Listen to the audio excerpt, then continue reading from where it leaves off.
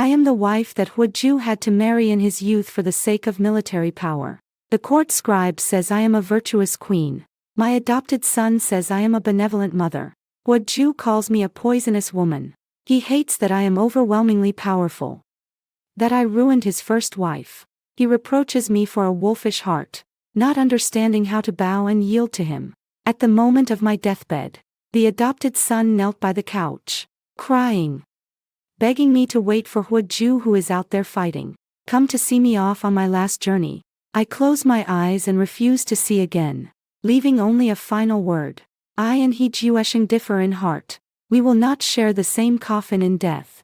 After closing my eyes, a lifetime flashes before me like a revolving lantern. Old friends, enemies. I suddenly wonder what I am in this life. Whose pawn I really am. Is it my father's? Or is it Huju's? In a daze, I think I also heard my mother's voice. She softly calls me Hui Hui. And she says, Were. Ah. Mother's were. Fly away. Fly far. Let me not be the Shui family daughter in the next life. Nor the family wife. I kept questioning my mother. Then if I don't do these, who will I be? Only when the fluttering that flies out. Miss. When I opened my eyes again, I met the young and lively face of the maid Dan Nyang. I raised my hand. The warmth I felt from touch was so real. How could the girl be staring at Master Hua in a daze? Dan Nyang whispered to me. I did not answer. Only stared at Huju intently. Through the screen, I saw Afyu handing over that cup again, claiming to use Jiangdong as the betrothal gift. Today should be my hair completion banquet. My father, back then, was renowned as a formidable and valiant lord. The young Huju rushed 1,000 miles just to personally come to Jiangdong and ask my father to allow him to marry me, but he didn't even look at me once. He merely stood up and bowed to my father. I know that today they will base their alliance on me, sealing their vows to each other. Later chronicles also recorded this day, but the protagonists were Afyu and Hojue. What remained for me were only the 6 words. Emperor Wu's wife. Shui clan daughter. I don't want to. I burst out from behind the screen, shouting loudly. His fingers, about to touch the rim of the cup, paused. He and grandfather both looked at me together. Shui Tan. The scolding voice of my father soon rang out. There was a time I was very afraid of my father. He was authoritative, tall, and held the power to take life and make decisions about many people's lives. Anything I once had came from him. He made me fear and not dare to disobey. But now I have seen what he looks like when he grows old. I know his eagle-like eyes will become cloudy. His burst-sized frame will grow weak. And his hair will slowly turn gray. As he approaches old age, he will also bow his head to me and say that perhaps he was really wrong. When I meet my father's eyes, I do not linger. I unleash all my strength and knock the cup of wine from his hand. I do not want to marry. The wine vessel slammed to the ground, rolling and rolling until I felt like I had truly come back to life. Exhaling a breath, I directed my gaze back toward, at this moment, was not yet the later sovereign who looked down on others. Yet his figure gradually overlapped with the person who in a previous life had stood in opposition to me in enmity. Hua Ho. I don't want to marry you. It is universally known that you were born in the countryside and already have a penniless wife. She met you in humble circumstances, bore you children, and cared for your widowed mother. Yet you abandoned her and turned to seek marriage with me for power, degrading your wife to concubine. For your husband you are disloyal. As a person you are unrighteous. Even towards my former wife you are so indifferent. If I truly marry you, who knows that your wife today might not be my future tomorrow. The hall was utterly quiet. And when I looked up at the cold gaze of Hiju, I felt no fear at all. Even before I entered the outer chambers, I knew the name Hiju. I knew he came from a royal lineage, yet grew up in the mountains and fields. I also knew of the world strife and the decline of the royal family. The young Hijuefu Tianzi conquers the south and north. His military achievements illustrious. More importantly, he has a former wife who was his, from humble beginnings, and whom he recognizes. She stood by him as they built their fortunes in troubled times. planning and enduring in silence. She was the most gentle and virtuous wife he ever spoke of. He hadn't even finished speaking to defend himself when the hall's head of the family, my father, flushed with anger and shouted at me loudly, "Shui Tan, stop talking nonsense. You are a daughter of the Shui family, whether you marry or not. Is that something you can decide?" I looked back at my father. Then I won't be a Shui family daughter. I would rather abandon the Shui surname, leave the Shui clan. And I will never marry such a cold-blooded and shameless person as he Ju. My father's palm rose high. And I did not dodge. I looked at my father. My waist did not bend. And it was he who, angered, stepped back a pace. In the ancestral hall, my father cut off my food and made me kneel for 3 days to admit my fault. The spring was chilly. And that very night I ran a fever. Half awake, half dreaming, as if I had returned to the days in the capital when I was a concubine in my previous life. At that time, I and Jiang Shi, the legal wife of Hu Ju, were still living together. News of Hu Ju and father raising troops abroad reached the emperor at that time. The former emperor was furious and prepared to kill us to vent his anger. I courted the guards and hurriedly escaped beyond the city walls.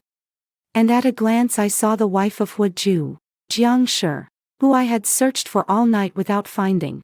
She held her 3-year-old son, dressed in plain white, smiling sadly and resolutely. "Child, your father has abandoned us." After speaking, she leapt off the city wall. With a great crash, blood splattered all over the ground. After Hu Ju breached the capital, he searched far and wide until he found the corpse of the Jiang clan in a desolate wilderness. Upon seeing the wretched state of his wife and child, Hu Ju was filled with such hatred that his eyes nearly popped out. Then he looked up and saw me safe and sound. Even more hatred. So holding a sword, he came to kill me, accusing me of being a poisonous woman. He kept insisting that I killed his first wife. At that time I repeated my explanations several times, saying that before we reached the city I had sent people to search for the Jiang family, but they were unable to find them. The situation was dire. We could not wait. Nor could we dare to wait. Her death had nothing to do with me. But no one listens. No one believes. The tip of the sword pressed against my throat, as if about to stab through me. I closed my eyes. And the memory of Zhang's brutal death filled my mind. But the sword's blade delayed from falling. When I opened my eyes, it was my father, who has weathered half a lifetime, standing in front of me. They confronted each other in a dangerous game. For my life. Their swords drawn and bows taut. One man is willing to build 5 cities to atone for his wife and children, while another only wants to give 1 city. The sword in Hu Ju's hand cut off my hairpin from my head, along with a lock of my hair, and my father's anger nearly made his brows stand on end. It turns out that under my father's lax governance, his subordinates leaked the news of the uprising to the emperor in advance. That is why the Jiang clan met with such a tragic death. I was so flustered that tears covered my face. I was so scared, almost dead, and my whole body trembled. I was afraid that Hu Ju would really kill me. Afraid that my father would finally give up on me again. Fortunately, in the end, Hu Ju, who had lost his wife and son, compromised. He tossed away his sword. His eyes reddened, and he bent his unyielding waist toward me slightly, begging for peace. He said, "Madam, I mistook you for someone else. Come back with me, and I will treat you well from now on." He reached out to me, helped me up, personally wiped away my tears, swept the dampened hair by my cheek behind my ear. His posture polite, but his gaze chilling to the extreme. I was frightened, clinging to my father's sleeve, crying and begging him to take me home, to not let me be Hu Ju's wife anymore. I can choose not to be the noble lady of the Shui family, the queen consort of Hu Ju. But my father only sighed, weighing the pros and cons. Then freed my hand and didn't look back for a single step. "Atan, you must know that everything my father does is for your sake." My father's silhouette faded further, and the me in the dream could no longer see him. I only remember the last, fierce, murderous gaze. As if wanting to kill me. That ferocity, tightly winding around me like a maggot on the ankle bone. It made me wake in terror every night for the next 10 years, until I could barely close my eyes unless I rested my head on a blade. It drove me to toil and scheme constantly, counting how many loyal followers I had, how many ministers in the court I could trust. If my father were to raise troops and clash with Huju until they broke ranks, how could I preserve my life and not become a soul suffering under Huju's blade? I sweep myself to exhaustion every night, straining my mind and strength to contend, to seize, to scheme. It is laughable that a marriage has lasted for more than 10 years. The husband wants to kill his wife. The wife wants to murder the emperor. Before I turned 30, I already had gray hair, heart disease, and my face had been altered beyond recognition. Since then I never had a single night of settled sleep.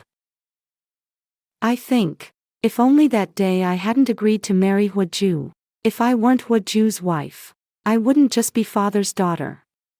I curled up on the temple's blue brick floor, burning with a fuzzy, dazed heat. Someone poured scalding medicinal broth down my throat, scorching it as it went. When the fever subsided and I woke, I saw the stern face of my father once more. He spoke in a calm tone, asking if I knew my fault. Shuetan, I am your father. With such rebellion, can you live up to the mercy I showed you in giving you life? My father's tone, hating iron but not becoming steel, was as cold and hard as in my memory. Frightening, seeing my pale face. He paused. Aten, you must understand. Your fate is not in your hands, and everything I do is for your own good. Whenever you wake up, I will release you from the ancestral hall then. Father turned to leave, and as I watched his non-turning figure, I knew that even if given another chance, Father would still not easily consider my wishes. Lord Shui, do you think would be willing to take a corpse as his wife? I called out to him. When my father turned around, I had already plucked out a hairpin, and in front of him I pressed the end of the hairpin against my neck with a hard push. The tip of the hairpin stabbed deeply into the flesh. Blood flowed, and the pain made my vision go white. Yet a smile tugged at the corner of my mouth. My father was very angry. He stepped forward, snatched the hairpin from me, and grabbed my throat to question me. Shuetan, I gave you your life. Do you understand what you're doing? I held back my suffocating urge to reply. But father, I just want to talk with you properly as a single piece on the board. Father's face stiffened suddenly, and the grip in his hands loosened. I am father's chess piece. He arranged my marriage thinking I could only marry this way. But really, is that all I can do? I stood up. The faint candlelight in the ancestral hall flickering, shining on my scarred face, scorching and grimacing. Father, compared to a lifeless corpse, living me is far more valuable, isn't it? Both of your sons are useless, so you put your hopes on me. Your daughter, you want me to go fight for you, but you only treat me as a marriage object, never facing my talents. Father, are you really willing to fight for half your life, just to pave the way for Huju? I am your daughter, bearing the same blood as you. And I know your ambition to vie for supremacy. You know, since I was little my strategizing was better than my elder brother's, and you have sighed several times that I am not a son. But father, this battle is not something only men can fight. What my brothers cannot do, I can help you accomplish. His father's eyes flickered slightly. And I continued. I know you plan to march north to Hangzhou, but the elder brothers are useless, and you are stretched thin. I can go to battle in your stead. If I am defeated, your losses will only be an incompetent daughter who dares to oppose you. But if I succeed, you will gain a city that I have earned for you. Father, I do not want to be mere a chess piece for an arranged marriage. I want to help you realize your ambition and seize the world for you. Father, please, give me a chance to prove myself to you. Father looked at me for a long time. And he finally stopped looking down at me, granting me half an hour, asking how I would break through Han Prefecture. His gaze finally settled on the wound on my neck where the blood had stiffened, and he sighed deeply. Aten, I am your father. How could I disregard your will in the slightest? Why do you have to wound yourself to pressure me? If this goes badly, I will not give you a second chance. The day I was to leave Jiangdong, Ju asked to see me one last time.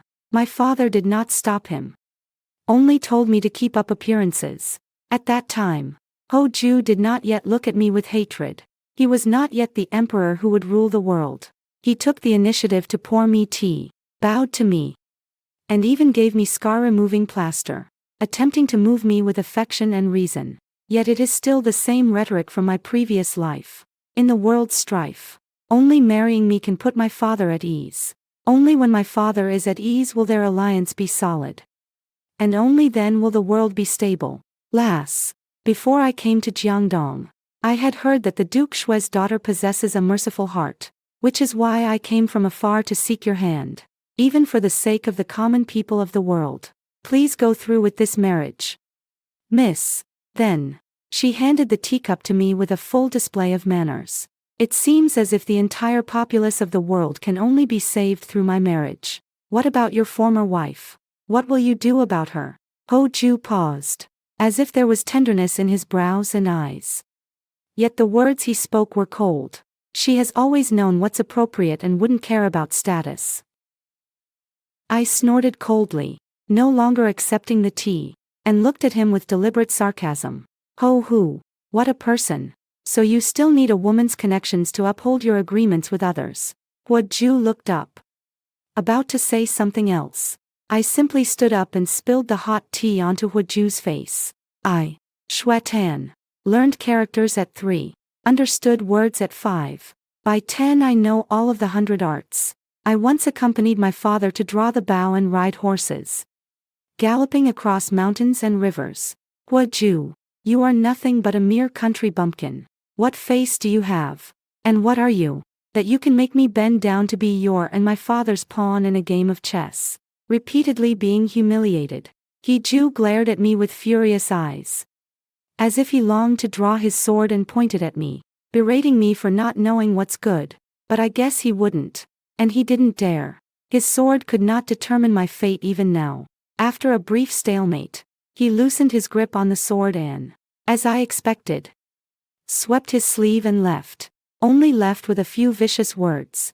Shuetan, I will remember today's humiliation. You will pay for today's disrespect. I sneered coldly, turned around to mount my horse, and rode toward the city gate, whipping the horse as I went. Not a moment's pause. This time, I will not be a matriarch of the Hu family, nor the daughter of the Shui family. I will only be Shuetan. My father's army is camped in Qingzhou, and by the time I arrived, the tips of my slender fingers had worn to a thin layer of calluses, and my face was covered with wind and sand. Yet I did not feel at all embarrassed. As soon as I reached the city gate, someone came to greet me. Huan. It had been a long time since anyone called me by my nickname. I heard the sound and looked up, and saw my cousin Yan Lingzhou. He wore a hook at his waist, black armor and silver saddle, just as tall and imposing as in my memory. In the last life, when I married Ju, my cousin was far away in Qingzhou. He only had someone deliver the private seal of the Qingzhou guard to me. That year when I fled the capital, the former emperor sent people to hunt me down, and I escaped with great difficulty. Father and Ju did not come to my aid. Only my cousin helped me, over more than 10 years. My cousin, from a vigorous youth to hair turning gray, accompanied me from a bereft maiden to empress. On the last moments of my past life, I lay on the sickbed gasping, unwilling, and it was also him who held my hand and made a vow to ease my mind. Wing, you may rest assured, Big Brother will not fail you in this journey.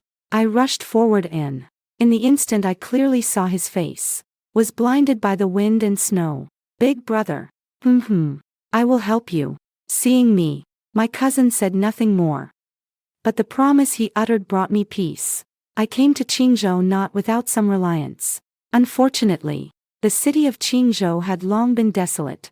Later, I used the seals given to me by my father to mobilize funds, prepare military supplies, and soothe the people's hearts.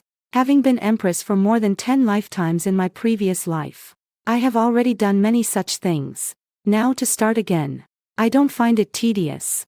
Exhausted, I collapse asleep, and upon waking I deal with piles of official documents on my desk. occasionally even arguing with people over dispatches and arrangements in the city, under both reward and punishment. In just 1 month, the whole city from top to bottom knew my virtuous name. When night fell, I ascended the city tower, and the prefect of Qingzhou bent his head. Standing behind me, now courteous in his speech, "Lady, the Qingzhou army is fully equipped and only awaits your command." I gave a slight nod and gazed toward Hanzhou in the distance. By night, at the third watch, the dispatched dead guards released the signal to mobilize troops. At my command, suddenly 10,000 troops surged forth. Upon hearing the news of Hanzhou city's fall being relayed back to Jiangdong, my father was hosting the uncles and elders at a banquet. "Father," in great joy, asked the messenger kneeling on the ground, "for all matters of this war, were they all arranged commanded by a courtesan girl?" Returned to the marquis. "Indeed, a maiden. A maiden is considered to have no failure in strategy. First, she takes advantage of night to assault the city and draw the main guards away. Then she dispatches assassins from behind to burn the enemy's provisions. When the cold state army's morale is in turmoil and they retreat to defend their grain, she attacks the city gates again, winning a complete breach in one move. When the messenger returned to convey the news to me, the messenger acted out the scene vividly for me, telling me that my father was so moved that he exclaimed 3 times in approval. He sighs that having a daughter like this is enough for a lifetime, and nothing more in this life.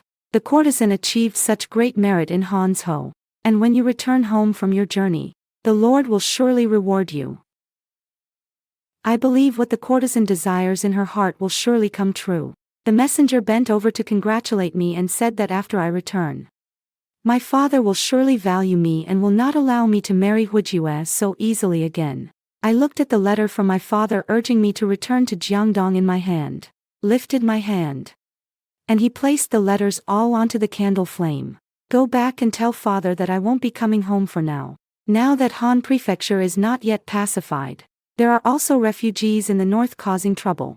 I have resolved to stay in Qinghan and Zwei 2 prefectures, repair the cities, and revive the Shui family's glory here." I burned the letter and had no intention of setting out. The messenger is troubled. It shows that my master's mind is made up, and he can only return to Jiangdong to report.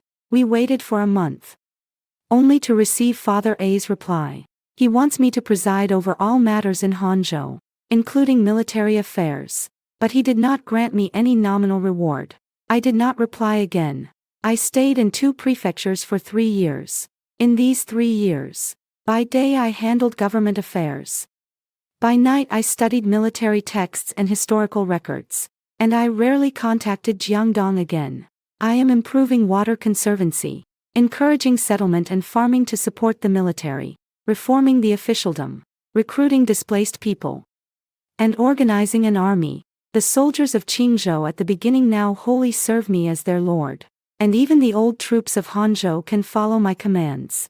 I also promoted a brother and sister, a pair who remained with the former governor of Hanzhou after taking office, with little status. After I breached Hanzhou, they voluntarily offered all of their father's wealth to me, so I did not allow them to lose their lives because of that foolish father. Here, I still can't sleep much peacefully, but every time I close my eyes, I feel more at ease in my heart, as if I won't be haunted by nightmares of dying violently. In the 3rd spring, father's envoy returned to Hanzhou once more. At this time, the world situation had changed greatly. Huijue, wielding the emperor's edict to the lords, has now controlled most of the central plains. Father guards Jiangdong, and the standoff with Huiju is quietly forming. The envoy presented father's handwritten letter. In the letter, father said that I have left home for many years, that he is old, and lately he has been missing me more and more. He also said that all these years my governance in Hanzhou has been seen by him, that he understands how difficult it is for me, and finally asked whether I could lay down all my duties and return to Jiangdong to spend some time with him. I know my father is already aging slowly. He didn't have me with my mother until he was 30, and now he has reached an age where one understands the mandate of heaven. Moreover, because of me, my father not only failed to reach an agreement with Huiju, but has instead clashed at every turn. Neither of them is as mighty as in the last life. Lady, all these years you have reclaimed the lost lands in the north, stabilized the cities. And now the world's heroes have a place for you. Why must you lay down everything and return to Jiangdong? Everyone knows that Hujue and Xueho will soon have a battle. Why not stay in Hangzhou? Wait for them to decide the outcome. And then you comes in to take Jiangdong. In the camp, a advisor advised me, analyzing with me the pros and cons of returning. But I resolutely headed south, returning to my long-avoided homeland. Goodbye. Father. He has indeed grown old quite a bit. Hearing that last year he went out to quell the chaos and was shot in the knee by rebel troops, which reawakened old injuries and gradually wore down most of his vigor and spirit as well. Atta. You have finally come back. You being able to return makes father very happy. Seeing me return exhausted and dusty, my father's eyes grew misty with real tears. I stepped forward to kowtow to him. Father, I will always be your daughter. I knelt at my father's knee, only lifting my head. The lines at the corners of his eyes and the whiteness at his temples stabbed into my eyes. The stove in the hall warmed the entire room, making it feel impossible to sense any hint of early spring cold. My father and I chatted about family matters, recalling how I used to ride on his shoulders as a child, insisting he take me hunting. As I grew a little older, we stood at the city gate waiting for his return in triumph, bringing back the most precious pearl, the most dazzling hairpin and skirt. Back then my heart was young and I couldn't truly feel the hardships my father faced in battle abroad. I only believed that my father was peerless in the world, invincible in every fight, the #1 hero of the realm. When the words reached this point, a tangled and complicated emotion suddenly welled up from within, twisting my heart with a sour ache. Father, in these years, you have grown old. I looked at him, and my voice unconsciously trembled a little. Father was looking at me too, and it really felt a bit like warm father-daughter affection. Well then, Atan, what about you? My Atan. You were raised by me like a treasure for 15 years. How could you suddenly think of staying so long in that bitterly cold northern land? Too long. 3 years. And even in those 3 years you never once sent me a single letter home. So long that my father grew old. Old enough to think that I would never see my girl return home. Tan. In these years, have you been upsetting your father on purpose? But I truly don't know what I did wrong. To teach my daughter to rather stay on the battlefield and fight for her life than return to my side. I looked at my father, knowing full well that for the sake of father-daughter warmth I should say I'm not throwing a tantrum. I simply can't free myself. Or rather, I also miss everything about Jiangdong when I'm in Hangzhou. It's on the tip of the tongue. Yet not a single word can be spoken. Only at midday did he finally spit out a sentence. But father, I have already returned now. Yeah. You've gone home. Father nodded in agreement. Then spoke with me about how Huiju is now pressing forward against Jiangdong step by step, and how the 2 elder brothers are really useless, with even several uncles under them gradually growing disloyal. The cousins are probably also no match for Huiju. He's old. His energy can't keep up.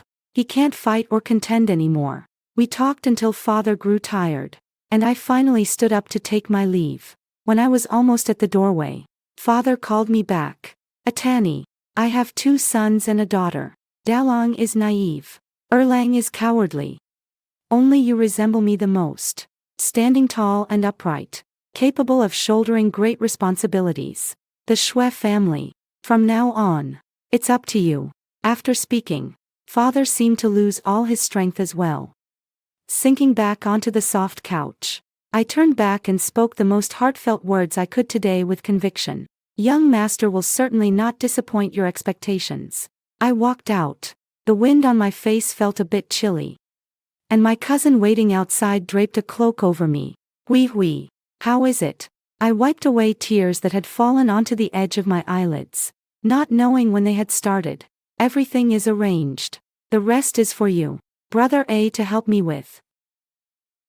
I have always known that my father perhaps loved me, but loved power more, or perhaps valued me, but surely valued the Shui family's business even more. But now, none of that matters. I accompanied my father in Jiangdong for his 50th birthday. On his birthday, members of the Shui clan gathered to celebrate, and many regional lords sent gifts of longevity too. Word spread abroad that my father, though grievously ill, sat in the main seat, his bearing as dignified as ever.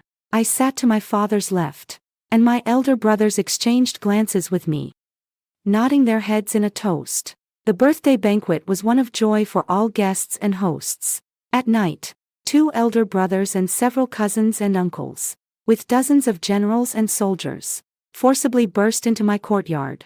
Leading them was third cousin Xuezong, who spoke with unmistakable malice and scolded me. Xue Tan, you a mere woman, merely lucky to have some achievements. Now you even want to deceive your uncle to seize my Shui family's foundation. Today you have met your doom. Don't blame us, the brothers, for being ruthless. With a wave of his hand, the soldiers moved forward with knives.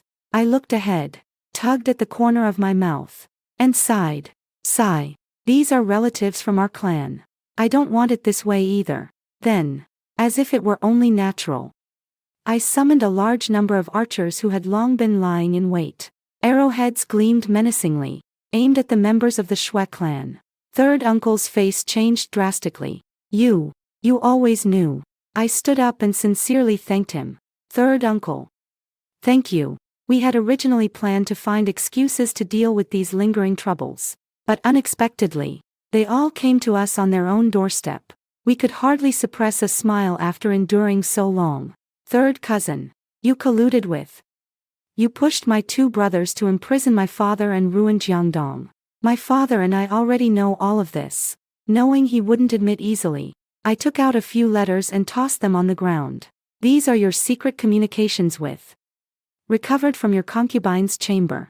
I waved my hand, and had someone bring out the captured person. This man was an agent sent by the Hua faction to contact you.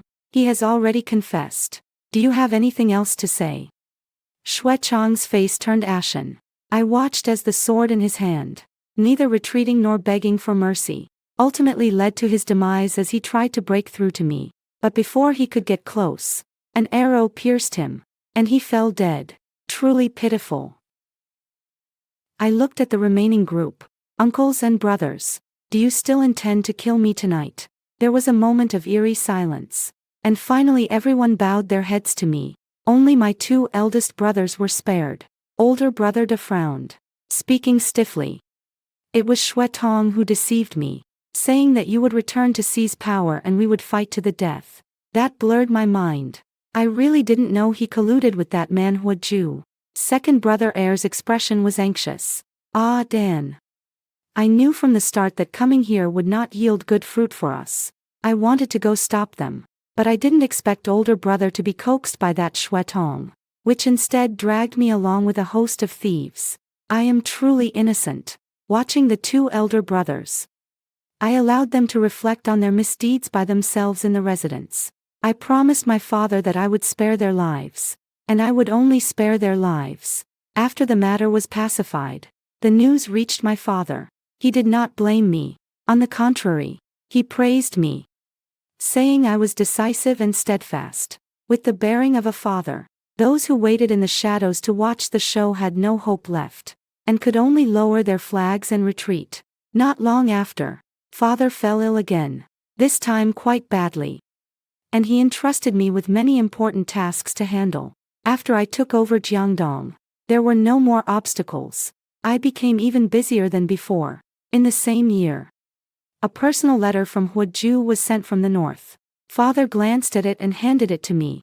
Hua Ju proposed marriage again, hoping to form an alliance with Jiangdong for good. Father tested me, asking, Adon, what do you think? Now Jiangdong is unsettled. Perhaps we can first feign civility with him, and later, wait until we bear a child who carries my Shui family's blood. Then we can secretly kill Hua Ju and seize the throne. I interrupted my father before he finished. But father, up to this day, if you won't say more, at least tell me how much you still remember about Hua Ju's original wife. Father frowned, thinking for a long time before recalling a vague name. The Jiang clan. He remembered. Back then I was reluctant to follow his arrangement precisely because of the Jiang clan. Back then. Also dearly valued his primary wife Jiang. And even when allying with me in marriage, he kept saying it was for the great righteousness of the world. And he was compelled to do so. But now, even without me, in just 3 short years, Huoju has already married a woman from the Chen clan of Hebei as his principal wife. In addition, there are also the Lu clan of Hedong and the Su clan of Jiangbei, who still remembers the Jiang clan woman who stood with Huoju through hardships and shared joys and sorrows. Father, this person Huoju is driven only by profit, cold-hearted and shameless. A petty person not worthy of plotting with. Plotting with such a person will gain nothing but ruin one's own integrity for no benefit. And my daughter would not allow me to become the next Jiang. Father was silent for a long time. Then looked at me. Can we only fight once? No way to avoid it. Father only needs to firmly believe that heaven's mandate rests with me. Father stared at me for a long time. Then finally let out a chuckle. Ah, Dan. Perhaps I am really old this time. From now on, follow you. Indeed, after rejecting Huoju's request. Within less than a month Huoju led troops south in the name of the emperor, advancing straight toward the Jiangdong border. I stood on the high platform by the riverbank. The river wind icy. Opposite, the warships were densely black in a continuous stretch. Huoju almost mobilized all the troops under him. My cousin advised with some hesitation. Eitan, Huoju is coming with a fierce momentum this time. His men have detected that the nearby river surface has been laid with flammable oil. And the wind direction is not favorable for us. Perhaps we should first give the orders. I said. All troops by orders. Prepare to meet the enemy. My cousin wanted to speak but stopped. And in the end he did not persuade me again. The river lay across. And Huoju's shadow stood on the opposite bank. I stared at the river. My palm clenched tight. Suppressing it for so long before I found my clearest voice. Fate is capricious. Only when the wind favors others can he unleash a direct attack. When the wind is not favorable, it is a self-imposed path to death. The river wind blows more and more fiercely. Huoju is waiting. And I am waiting too. As night fell, I saw the firelight. The blazing flames swept the river like a dragon's tongue. And the ship from the north pressed forward, while those from the east drifted back again and again. The generals behind me kept asking me whether to retreat. I stood in place and said only, wait a little longer, wait a little longer. Lady, the wind has shifted. It has shifted. We have waited for this. When the palm of my hand had grown numb, I finally heard the scouts shouting. The firelight lit up half the river, and I suddenly drew my sword and pointed high. The wind has shifted. At this moment the mandate of heaven rests on our eastern Jiang, all officers and soldiers. Beat the drums. Attack. If the mandate of heaven is on me, I shall win. Instantly, thousands of flaming arrowheads shot forth, piercing straight into the heart of the river. The wind shifted direction, and I saw one side's warships bearing the brunt, swept into the flames. The sound of battle on the other side could be heard from afar. And I didn't close my eyes all night. Only when the eastern sky brightened on the second day did the flames slowly die down. People outside were shouting about a great victory. From across the riverbank. I don't know where Huoju is, but I know this game. I won it. After Huoju's main army was temporarily repelled, the generals of Jiangdong's morale surged. Even the few veteran generals under my father treated me with much more respect. In my ears resounded the thunderous cheers. And no one spoke anymore that I was merely a young girl who could not bear great matters. I endured and endured. Yet I still couldn't help but shed tears of excitement. Step by step, we have finally reached today. I beat Huoju, but I will not become complacent. Shuetan's road still has to be walked further. I still want to decide the fate of Hu, and lose completely. Huoju was defeated, but chose not to retreat. Although he suffered heavy casualties, he still had some forces left. He knew the opportunity was fleeting. Miss this time. And he might not know how long he would have to wait for another chance like this. just as his camp was arguing over whether to continue the assault on Jiangdong. The situation on Wang's side already began to fall into chaos. That cautious young emperor, when Hujue led his troops south, suddenly ordered the imprisonment of the entire Hujue prefecture's households.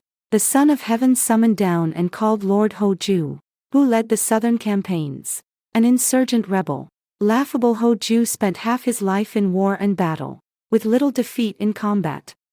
When he was full of pride, he even secretly pondered that perhaps he was truly the child of destiny, not wanting to. Just as he was about to point the world with his sword and achieve great feats, he not only suffered a defeat in the south, but the young emperor, whom he regarded as a puppet, stabbed him deeply in the back.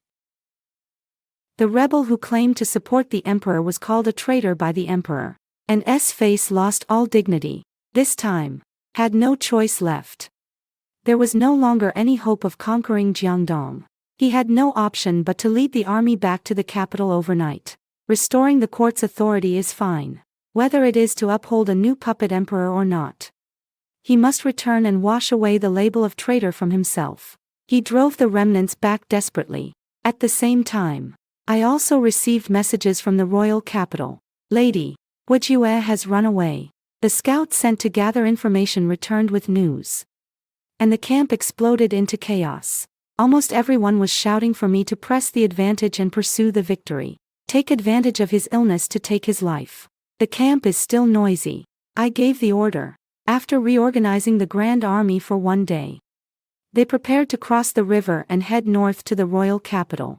Tonight, strike while the victory is fresh against Huaju.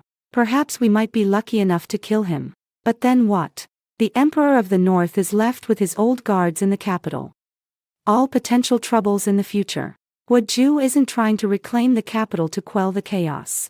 Then I will send troops to support the emperor and campaign against him as this rebellious thief. Now the balance of attack and defense has already shifted. I led a great army day and night, rushing toward the capital. When I happened to arrive, Huajue was about to charge out of the palace with his troops. The emperor is dead. Just moments before Huajue breached the palace with his troops, intending to force the emperor to vindicate him, the emperor happened to die, killed by a nameless palace maid. Who would believe that a powerless palace maid could easily kill the Son of Heaven? Huaju became the target of everyone's accusations. If the one who killed the Son of Heaven was him, the renegade, it would seem much more reasonable. He plunged into panic, vaguely sensing that someone was harming him. He thought of many people, but the capital was already on the verge of chaos. Who was harming him seemed almost unimportant. In the chaos, Huajue thought of leaving the city, temporarily getting away from this chaos. He has not completely failed yet. As long as he can lead his troops out of the city, wait for the future to scatter and reunite the world a few more times, then there will still be his opportunity. It's a pity, though, that Huajue led only a remnant out of the city and hadn't gone 10 miles. When I raised my eyes, I saw the soldiers blocking the road at the head of the march, and I was so furious that I spat out a mouthful of blood. He held a sword in his hand and pointed it at me, his eyes nearly bursting with hatred. This time he really wanted to kill me. It's you. It's you who's harming me. I rode a horse, held a bow in my hands, and a sword hung at my waist. Looking at his utter defeat, I smiled. It's me. I did not deny. Huaju, you lost. Between Huaju and me, in past lives and present, separated by many people who have lived and died. But it doesn't matter. In the end, as long as he loses, it's fine. Huaju also laughed, a somewhat desolate laugh, pointing at me, unwilling and helpless. Shuatan, you cheap thing. You merely win by leveraging the heaven does not help me. It doesn't mean you have defeated me. I knocked a bow and drew a sword, pointing at him.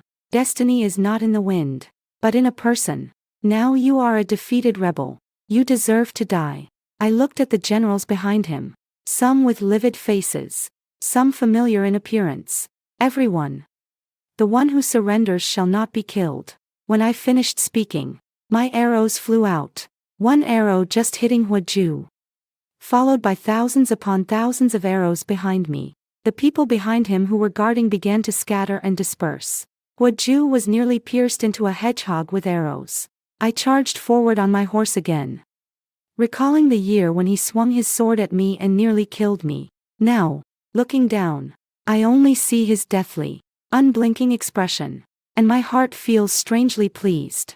Finally, I am comfortable. Sigh. I let out a long sigh. What a pity. A generation of warlords died like this. Throw him into the desolate hills to feed the dogs, so his soul can return to nature. Ha! I'm still merciful. Extra. Dan Nyang. I am Dan Sa, who grew up with the girl, and later accompanied her into the imperial palace, watching her become empress. Since the traitor Hao Ju died 2 years ago, the world has gradually moved toward unification. In the end, the girl's father took that position. Everyone knows that is because Duke Shui bore a peerless daughter. The common folk women whispered that Duke Shui really is lucky just by having a daughter. He picked up a throne, and it's better to have a daughter. Duke Shui ruled as emperor for 1 year and then passed the throne to a young lady, the current Empress Dowager. But the Empress Dowager still doesn't really like to visit the Taishan Huang. Empress Dowager is a benevolent and humane good ruler, light on taxes, repairing the rivers, comforting the people's hearts. Yet her methods for implementing the new policy are swift and strict. She still heavily relies on General Yen. They kill one batch after another, and people love her, yet fear her a little. I am the one who has accompanied the female emperor the longest. The empress said that when spring comes next year, she would let me try to become a female official. Once I'm good at being a female official, she will reward me with an even bigger post. My heart blossomed with joy, and the hands serving tea steadied even more. I said, but I only want to stay with the lady for a lifetime. The lady looked at me, but Dan Nyang, you've already stayed with me long enough. Then stay a little longer. It would be best if we could be buried together when the time comes. Both the empress and I laughed. That day, a former companion of the empress arrived at the palace, wearing a veil, only revealing that she was a graceful and slender woman. The empress wanted to speak with her alone, so I stood guard at the door. Before the doors closed, I glanced inside and happened to see the woman lift the veil. It's a stunningly beautiful face, like the image. That rebellious thief Huoju's former wife with her hair tied up. This is still painted by the empress. I asked who the empress painted, and she said it was Jiang Lan. Later I went to inquire privately. It was hard to obtain information, and only then did I learn that Jiang Lan was the Madame Jiang in the Huoju's inner yard. The empress and that woman spoke inside. Their voices were not hidden from me, coming in intermittent bursts. The woman spoke. When the old emperor tried to kill us that time, I held my child and waited all night, waiting for my husband to come rescue me. I thought he would send for someone to take me home. But the people came, bound my hands and feet, muffled my throat, and handed me over to those old emperor's men. If he wants me dead, the husband I devoted my life Toho asked me to die as well. He not only wants me dead, he also wants my son's life. With our 2 lives, he will be led down the path to becoming emperor. Aten, how innocent the first am. How my son is innocent. I hate him. If he dies I will hate him still. The woman cried for a long time, then slowly calmed. Aten, to help you, I am wholeheartedly willing. I am the one who stole those privately rebellious letters from him, then went to the former emperor to denounce him as treason, and I also pretended to issue the order for decision to deceive. To have Huoju hidden by those under the king's capital kill the former emperor. But I do not regret it. I want them all to pay with my son's life. On the road to the underworld, when I meet Huoju, I will not be even a little scared. This time, I heard the voice of the empress. The empress said, don't fear. If I meet him again on the road to the underworld, I will kill him again.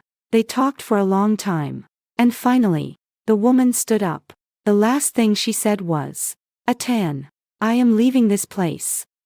Going beyond the domains. Going to sail the seas. In this lifetime, I never want to return. They walked out together. I lit the lamp and sent Jiang Lan out with the empress. She put on the screen again. It's already late at night. After sending Jiang Lan off, I should go back and rest as well. In a dreamy sleep, I dreamt of a room. In the room, both the Empress and I have grown old. The Empress seems to be ill. I am by her side serving soup and medicine. And beside me stands a person. The Empress's cousin Yen Lingzhou. The Empress stretched out her hand. And Yen Lingzhou held it. The Empress said, "Older brother, Wu Ju has already been lured out by me and is fighting outside. If the news of my death reaches him now, he will come back even to save face. 30 li east of the city there are my private soldiers. And Wu Ju's foster son will also help you. Wu Ju has harmed me my whole life. You help me kill him. Older brother, kill him." Yen Lingzhou cried. And nodded more solemnly. "Huang. Elder brother, you must not fail what you promised." The scene shifts to the Hall of Spirits. Wu Ju's adopted son knelt and cried, begging the Empress to wait a little longer. He leaned close to the Empress's ear. What he spoke aloud was, "Mother, who died? You can rest easy now." I looked again at the face of the adopted son, and it felt somewhat familiar. It seems to be the youngest head of the Hu family lineage. A few days ago he still stuffed me with silver, hoping to become Her Majesty the Empress's face to the world. The dream ended. And it was already dawn. The Kintianjian says today is a good day for the weather. I push open the door and walk on the path to serve the Empress. Life is fleeting like a guest. Do not waste the good weather with tea and soup. Keep going forward. For both the Danyang and the Empress are the same. The first story ends here. Don't go away, the next stories will be even more exciting. After awakening, I immediately stopped my mother-in-law from aborting the unborn child in my belly.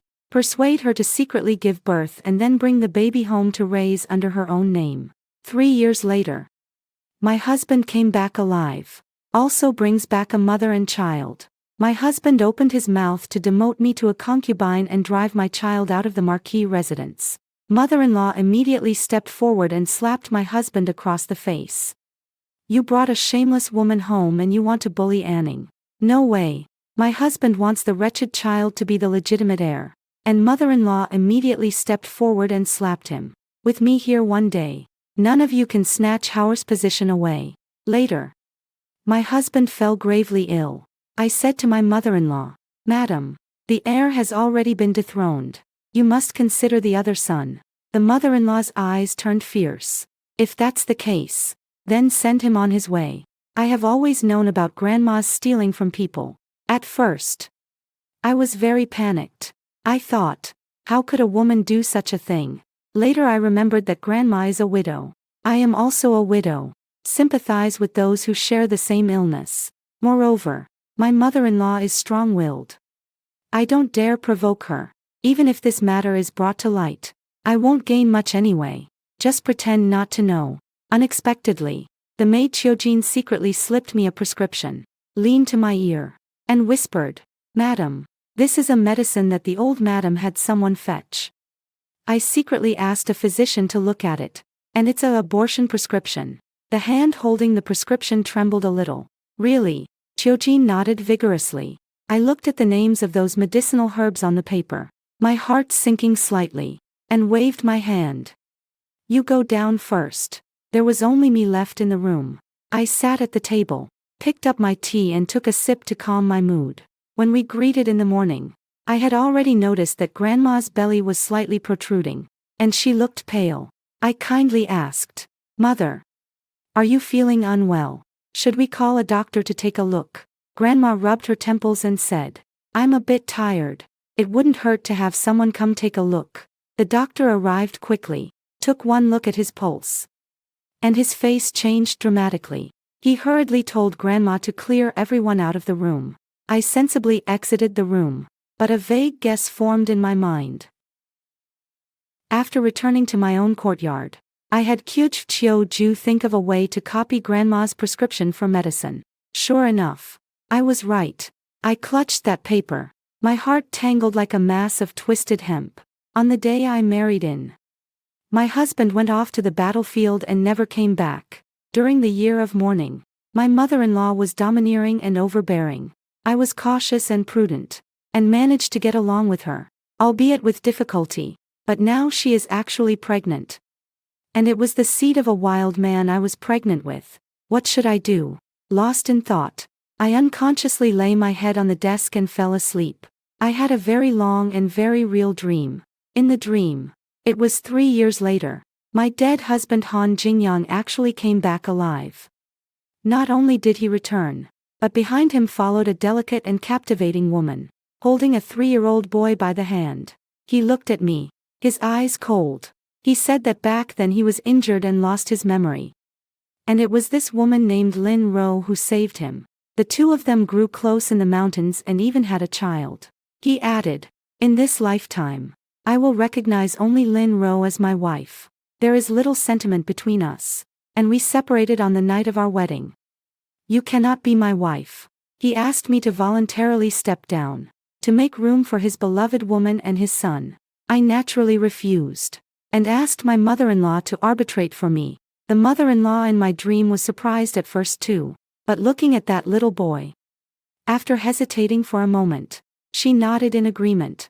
I ran back to my natal family crying for help. My parents died early. Before they left, they gave half of the family fortune to me as a dowry, and entrusted the other half to my uncle, asking him to look after me. The cousins snickered at me, and my uncle and aunt watched with cold eyes, even saying in a spiteful tone, "Perhaps you were expelled from the whole family for something you did wrong. Besides, you're already married off. What does it have to do with us?" Later, I was casually picked out for a fault and changed from a legitimate wife into a concubine, locked in a dilapidated courtyard, subjected to torment.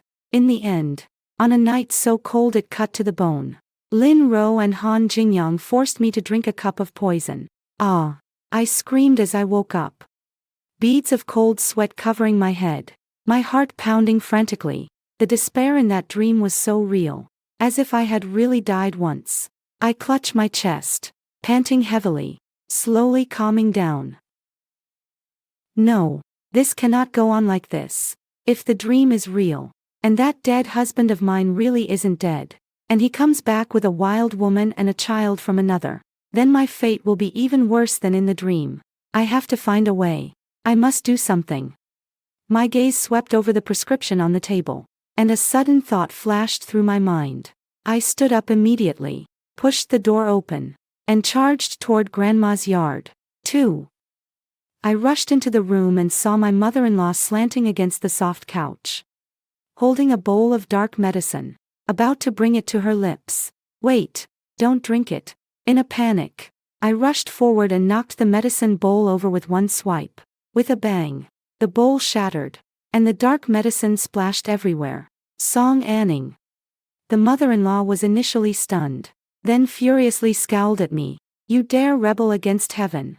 What do you want to do?" I held back my frenzied heartbeat as I glanced at the maidservants and matrons serving in the room, forcing my voice to stay steady. "All of you, go out. I have something important to tell my mother." The servants looked at each other, afraid to move. Mother-in-law frowned. "Song Anning, what the hell are you doing?" I said. "Mother, make them go down. What I am about to say concerns your future and the future of the whole residence. And only you can hear it." Grandmother stared at me for a long moment, then finally waved a hand to her confidant. Nanny Zhou. Nanny Zhou led the people out and quietly closed the door. The room fell silent in an instant. "Speak up." The mother-in-law raised an eyebrow. "If today you can't present a decent reason and you violate your elders, I will not let you off easily." I walked to her bedside, lowering my voice. "Mother, you are pregnant, aren't you? It would be best to have the child and raise it." The grandmother suddenly looked as if struck by lightning, shuddering violently, instinctively covering her belly with her hand, and sternly said, "You're talking nonsense. Mother, don't hide it from me. I know it already." I drew the prescription from my sleeve and handed it to her. "You are pregnant." Mother-in-law took the prescription, her face turning from pale to ashen. "Mother," I softened my voice, "your only son is gone. The whole family's title and estate are under the watchful eyes of many branches, all waiting to claim the extinction. Now heaven is kind to us and gave us this child. Are you really willing to give him up?" Her expression paused slightly. I continued. You secretly gave birth. Publicly. Say that I, the daughter-in-law, am childless and anxious. So you found a child and put him on the register. First, you'll have a living biological son by your side. Someone to rely on and to whom you can cling. Second, the whole family's title will be preserved and won't fall into outsiders' hands. The family line won't collapse. Third, I'll have a child by my side as well. And I can also establish myself in the future. My mother-in-law stared at me blankly, her hand gently stroking her belly. Her eyes full of complexity. I could tell that. In fact, she didn't want to abort the child at all. Why are you helping me? My mother-in-law fixed me with a stare. Aren't you going to report me? I looked at her, my expression incredibly sincere. Mother, you are my mother-in-law. We are grasshoppers tied to the same rope. You haven't treated me harshly this past year. And I remember it. Grandpa has been gone for so long. You've worked hard for this family for so many years. You've long done your duty. Besides, if those branches, like wolves and tigers, were to take the title, would there be any way for us in the whole residence to survive? By helping you, I'm helping myself. With every word I utter, the guarded look on my mother-in-law's face wanes a little, gradually turning into a look of satisfaction. She reaches out, pats the back of my hand. Good child. I underestimated you before. You think things through. I bow my head and speak respectfully. Mother, everything is for the sake of the whole household. Mother-in-law nodded in satisfaction. We decided to keep this child. Later, I advised her again that as the months passed, there would be many people in the household and many eyes, making it easy to expose the truth. So it would be better to go to a quiet villa outside the city to carry the fetus. Mother-in-law felt guilty herself and, without a word, agreed. 3. Not long after, the whole family announced that the old madam had gone to a temple outside the capital for quiet meditation to pray for the deceased eldest son, with an uncertain return date. When she left, the butler of the whole family naturally placed the signboard key into the hands of me, the sole young madam, standing at the doorway, watching my mother-in-law's carriage drive away. The smile on my face faded. I turned inside and spoke coldly. Chiuju, summon all the servants. I have a lecture to give. Yes, madam. When grandma goes, she will have the baby and recuperate for at least half a year. That half year is my golden time. I immediately set to work organizing the whole residence. In the past, the old madam was there, and I couldn't even boss around those old servants. Now that she's gone, the whole residence is under my control. I bring in allies where needed, tidy up what should be tidied, and sell what should be sold. In the key positions, my people have quietly been placed. I personally pore over the ledger of the fields and shops again and again, under the pretense of reform. I quietly moved a large sum of silver to a place known only to me. Even if I am forced to leave the main house in the future, I will have silver at my side. In these 6 months, it's enough for me to firmly hold the whole family from inside out. Soon, news came from Zhuangzi that the grandmother-in-law had given birth to a big fat son. After she completes the confinement month, I will quickly find an excuse and personally go to Zhuangzi to fetch him. Upon returning, I unified the rhetoric inside and outside the mansion. My knees are empty. I worry day and night. On the way to the temple I casually encountered a baby who was very fate-bound. So I recorded him under my name to raise as the legitimate son. This child is named Han Yu. The grandmother is not young, after all, and this pregnancy was arduous. It has severely damaged her vitality. When she returned, her face was waxy yellow, and she needed someone to help her walk. The moment she returned to the mansion, she immediately demanded control of the steward. She has some vague idea about my recent movements, given her temperament. If it weren't to have a child, she would have rushed back to the Marquis residence long ago. Now that I've returned, of course she isn't giving me a good look. Mother, this is the housekeeper's key. I respectfully and politely handed over the steward's authority. Mother-in-law's expression looked a bit better. However, her body is really not up to it. After saying a couple of words she gasps. And after looking at the ledgers for a while she feels dizzy. I am considerate and meticulous, taking on all the chores myself, only letting her rest and recover in peace. In the end, the nominal housekeeper power was still in the hands of the mother-in-law. But the major and minor affairs of the whole family, the income and expenditures, and personnel arrangements were still firmly in my grasp. The child would also be raised by me. I devote myself wholeheartedly to the child, looking at the wrinkled little fellow in the cradle.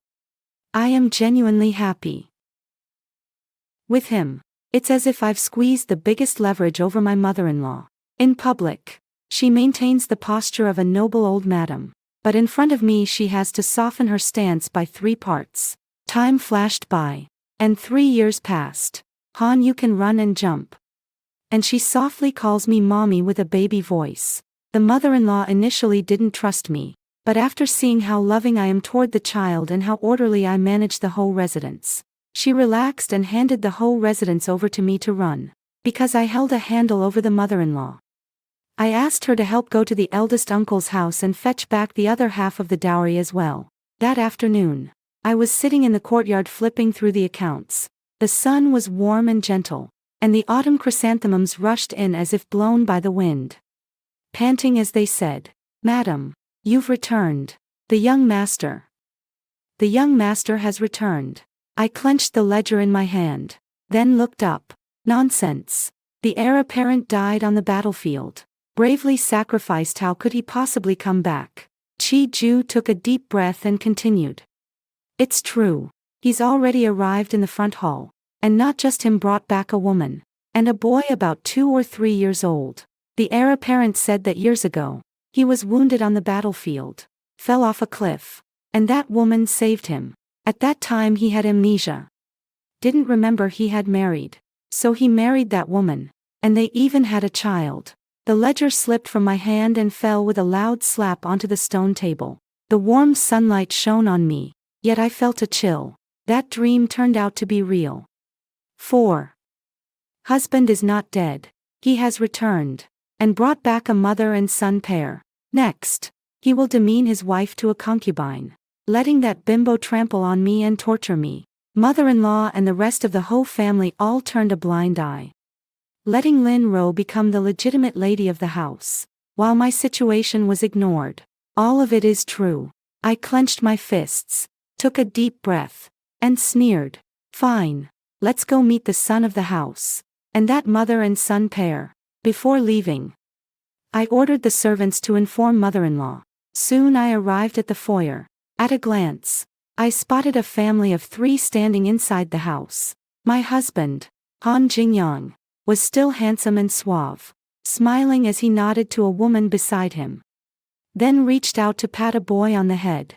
They looked like a perfectly content, harmonious family. I walked in and bowed respectfully. My husband. Han Jingyang turned his head to look at me, raised an eyebrow, and his expression immediately darkened. You made us wait so long. You really have some nerve. I was stunned. After a long separation, the first words my husband spoke were to scold me, as in the dream.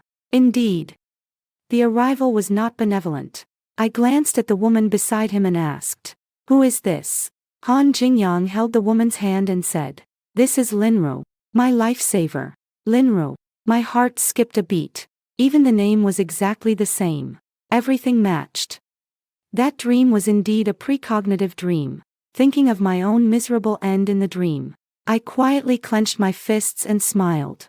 "So you are my husband's life-saving benefactor." Lin Ro spoke softly. "Older sister." At this moment, the little boy beside him looked up and asked, "Father, who is this woman? Why does she call you husband like mother does?" "I don't want any other woman to call you husband.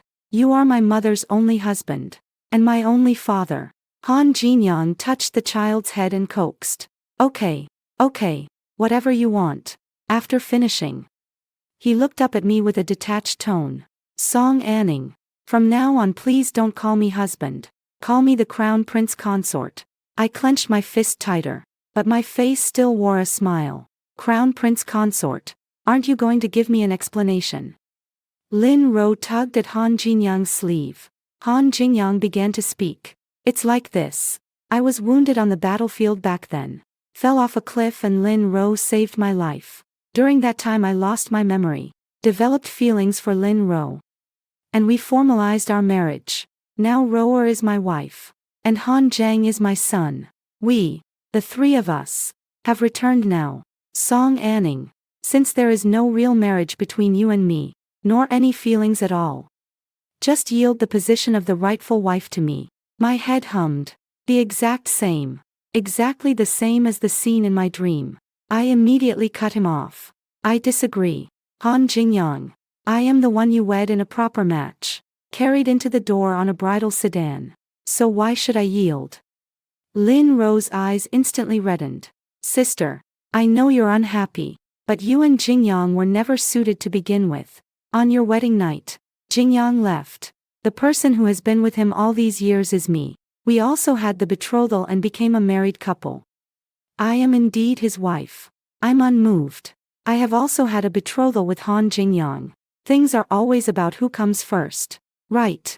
If in the future another woman also has Jingyang betrothed and married, must you humbly bow out and leave? Lin Ro choked suddenly, then bit her lip and said, Sister, this kind of thing has nothing to do with who comes first. Jingyang loves me. The one who is loved is the wife. And the one who is not loved can only be a concubine. I laughed again. Lin Ro, where does your confidence come from? To think Han Jingyang will love you for a lifetime. After a few years when you grow old and are no longer attractive, Han Jingyang will find a younger, prettier woman to come back. And will you be a concubine then? You, Lin Ro stammered, unable to argue with me. Then tugged at Han Jingyang's arm. Jingyang, you have to stand up for me. Han Jingyang's face sank. Song Anning, don't be shameless. I can't be bothered talking to you more. From today on, Lin Ro is my wife. And you are a concubine. A chill ran down my spine. Han Jingyang. This is something you can't reason with me, so I plan to forcefully coerce. 5. Lin Ro spoke again. Sister, actually I don't care about fame or. I don't want to compete with you. It's just that Jingyang and I already have a child. She pulled Han Zhang closer. Stroking his head. Zheng is Jingyang's child. If I am a concubine, Zheng would be a son of a concubine, which would not be good for him. If I am his wife, Zheng would be the legitimate eldest son. Sister, you have no children. You should consider the heir of the whole family. Right. Han Jingyang nodded in agreement. Not bad. Song Anning, don't be too selfish. For the sake of the child, you should also yield the position of the formal wife. I spoke slowly. I disagree. If I am concubine, then my child would become a commoner. Two people suddenly wore expressions of astonishment. Do you have a child? I nodded. Jingyang suddenly widened his eyes in anger, pointing at my nose and yelling. Song Anning, I have never had a real husband and wife relation with you. Where did this child come from? Did you secretly sleep with someone behind my back? How dare you? Seeing him in such righteous indignation, I found it both funny and disgusting. He went out and found another woman to have a child. Then came back and forced me to cede the position of legitimate wife to Lin Ro.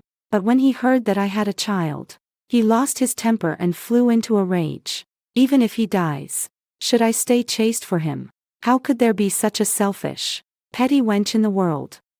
I turned to Chiujiu and said, Go bring the young master here, to meet the heir. Yes. Autumn Chrysanthemums turned and walked away, quickly bringing Han Yu over from nearby to play. When Han Jingyang saw the child, his whole body trembled with anger.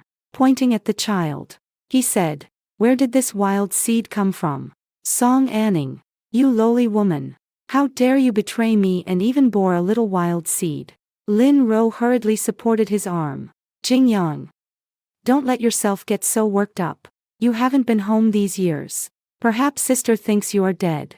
The inner chamber lonely, and went to find another man. Han Jingyang got even angrier and roared. Song Anning, drive this wild seed away. He rushed in front of Han Yu, twisted his little arm, and pulled him out with fury. I hurried forward to stop him. What are you doing? Han Jingyang shoved me aside with a hard shove. Get out of my way. Today I'm going to kill this bastard. I fell to the ground with a thud. Han Jingyang roughly dragged the child outside. Han Yu started crying loudly. At this moment, a furious roar rang from outside the door. Who dares touch my Yuer? Grandmother arrived. Han Yu cried out loudly. Grandmother. In these past few years Han Yu has always called me mother. And called my mother-in-law grandmother. I stood up and said, Mother, you finally arrived. The crown prince said that Yuer is the wild-born and wants to beat him to death. Qiu Ju added fuel to the fire beside them. Old madam. The crown prince brought back a woman and a child.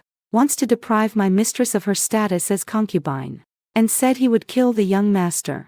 My lady wants to protect the young master, but was pushed down by the crown prince.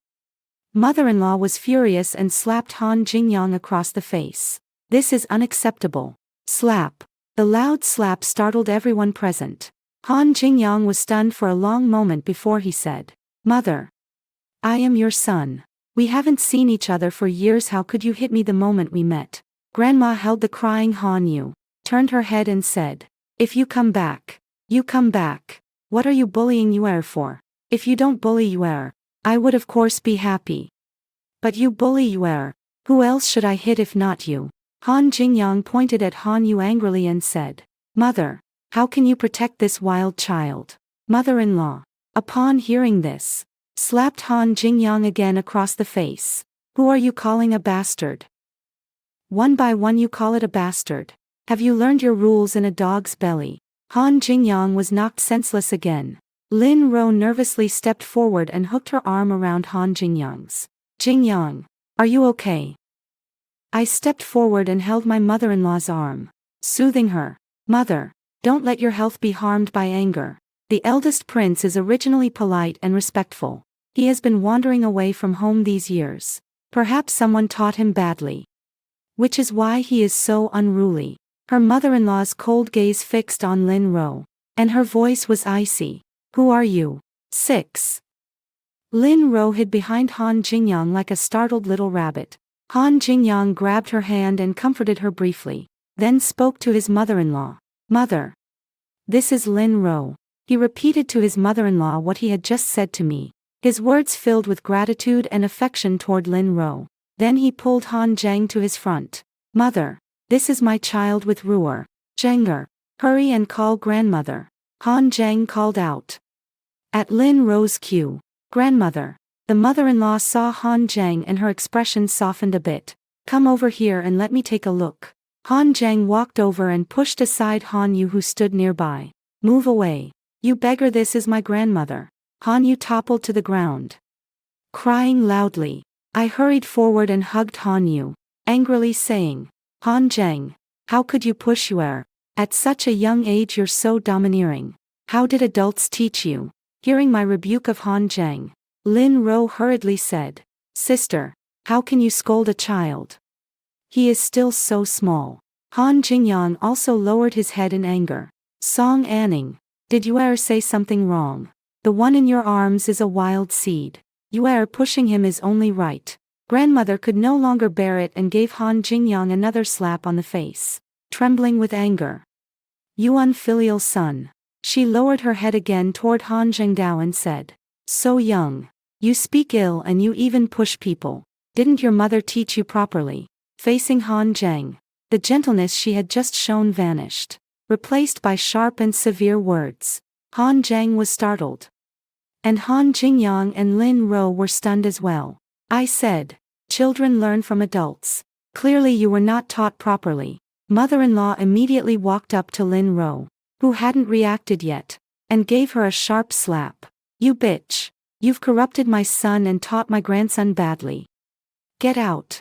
With a crack, 5 red finger marks instantly appeared on Lin Ro's cheek. Ah. Lin Ro covered her face, tears instantly welling up in her eyes. Lin Ro is not the mother-in-law's biological son. They are not related. So the mother-in-law acts with extreme ruthlessness. Han Jingyang's heart ached, and he hurriedly steadied Lin Ro. Mother. How can you bully Roer? Grandma glared at them viciously. Han Yu is Anning's son. My grandson. Not a bastard. Han Jingyang's face drained of color. Mother, how can you protect that wild child? Song Anning and I have never consummated the marriage. This child has an unknown origin. How can he stay in the whole residence? I dabbed at the corner of my eye with a handkerchief and cried. Mother. The heir brought back a woman and child. As soon as we stepped in, he started shouting and snapping at me to give up my rightful wife status and become his concubine. And then he accused me of stealing a husband to Bara. Mother, you must stand up for me. Han Jingyang pointed at my nose and scolded. Did I say something wrong?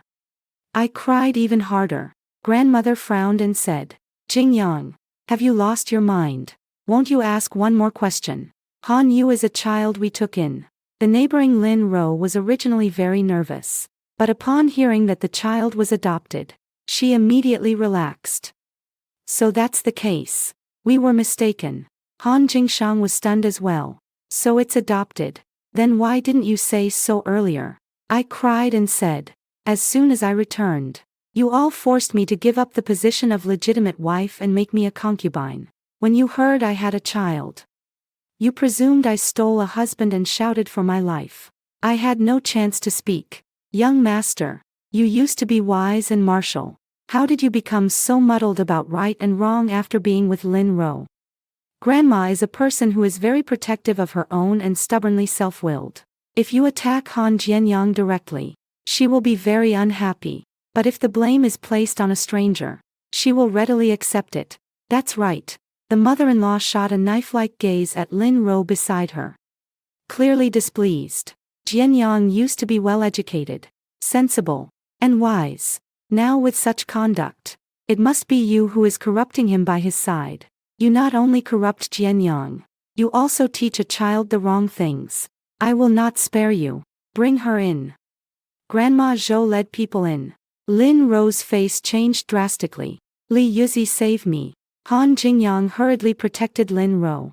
Mother, Lin Ro is my wife. No one is allowed to touch her. Mother-in-law is now completely on my side. And she hates Lin Ro extremely. Song Anning is truly your wife. What is she to you? 7. Lin Ro collapsed to the ground with a thud, kowtowing repeatedly. Madam, madam. I do not seek status, nor do I crave wealth or glory. I only ask that you treat Zheng'er a little better. Zheng'er cannot be without a mother. Han Jingyang also spoke. Yes. Mother, the reason I want Song Anning to be a concubine and Lin Ro to be wife is to formally and properly give Zheng'er a rightful status. Rebor is naive and kind. She does not want these titles at all. What we are doing is for the child. You cannot let your own grandson be a child of a concubine. I immediately spoke with tears. Mother, if I become a concubine, Yuer will be a child of a concubine too. Furthermore, I am demoted from wife to concubine. Others will think I have committed some fault, and Yuer's future prospects will be in jeopardy. Grandmother drew a deep breath and slapped Lin Ro hard across the face. Bitch! Don't think I can't see what you're planning. Your tricks are nothing in my eyes. My Yuer must never be a child of a concubine. Yuer's mother must never be a concubine. Lin Ro was stunned from the beating, her hair in disarray, her mouth slightly open as she looked at her mother-in-law, not understanding why she had failed even though she had given birth to a child. Han Jingyang did not understand either. After consecutive blows, he became angry and roared at his mother-in-law. Mother, how can you hit Ro again? Zheng'er is my biological child. Isn't he supposed to be the rightful heir? I said. Husband, how can you yell at your own biological mother for the sake of a stranger? Do you know how heartbroken your mother has been all these years for you? You come back, show no concern for your mother's health, and ignore the affairs of the whole household. Yet you shout at your mother as if she were your enemy. This is unfilial. Every time I speak, the old madam's anger grows a notch. Han Jianyang, you unfilial son. Mother, Lin Ro sees things aren't right and hurriedly explains. Old madam. The husband is also momentarily impulsive. He truly hopes Zheng'er can become the legitimate heir. Want to be the legitimate heir isn't hard at all. The mother-in-law's gaze coldly fixed on Lin Ro. Have the child registered under Anning's name. And your child will naturally and legitimately become the heir. Lin Ro was stunned. Han Jingyang was speechless for a moment as well. I whispered, Mother, I think Lin Ro would rather not. As long as Lin Ro is alive. Han Jingye will not acknowledge me as mother. Forcing a melon is not sweet. Perhaps we should drop it. Grandmother's tone turned vicious. Then kill this bitch. Send it to mother and leave the child. As long as this bitch dies. Zheng is still so young. He will forget this mother later and recognize you as his new mother. What? Han Jingyang and Lin Ro cried out in unison. Lin Ro's body went limp, collapsing to the ground. Han Jingyang hurriedly said, No, mother, if you want to kill her, you must step over my dead body. I condemn. Husband. You disappoint me so much. How can you continually rebel against your mother? The mother-in-law snorted coldly. At this moment, Lin Ro finally understood the situation and hurriedly knelt on the ground to kowtow. Old madam. It's all my fault. I will no longer be a wife. I am willing to be a concubine. I am willing to be a concubine. With Han Jingyang's pleading, the mother-in-law snorted coldly, took Han Yu away, and while walking, she called out with an affectionate tone for her precious. Not even glancing at Han Zheng, this scene left Han Jingyang and Lin Ro dumbfounded, perhaps even killing them. They still couldn't understand why the mother-in-law would pity an adopted child, yet wouldn't even bother to look at her biological grandson. A cold sneer rose in my heart. I turned away and ignored the two of them. 8.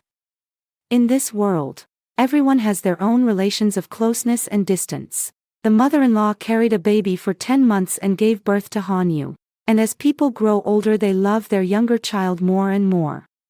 Naturally feeling great pity for Han Yu. How can a grandson they've never met compare to the younger child they've raised personally? But a grandson is still a grandson in the end. Not long after, Dowager Nyang sent word for me to go see the old madam. I smiled. All right. In the pavilion, the old madam was feeding Han Yu some pastries. Seeing me, she waved warmly at me. Anning, come here quickly. Nanny Zhou took the child downstairs to play. And in the pavilion there were only the two of us, mother-in-law and daughter-in-law. Mother-in-law held my hand and said, Anning, Jingyang owes you an apology, but the matter is somewhat understandable. Jingyang was amnesiac at first and that's why he was with that woman. Don't worry. The eldest son of the Ho family, the wife of the heir, is only one can take your place. I said, Thank you, mother. The old madam continued to say many words of consolation. I pretend to listen while my mind wanders far away. Why did Han Jingyang come back? If only he had really died out there. How wonderful that would be. Nowadays I am the one who makes the decisions in the Ho residence.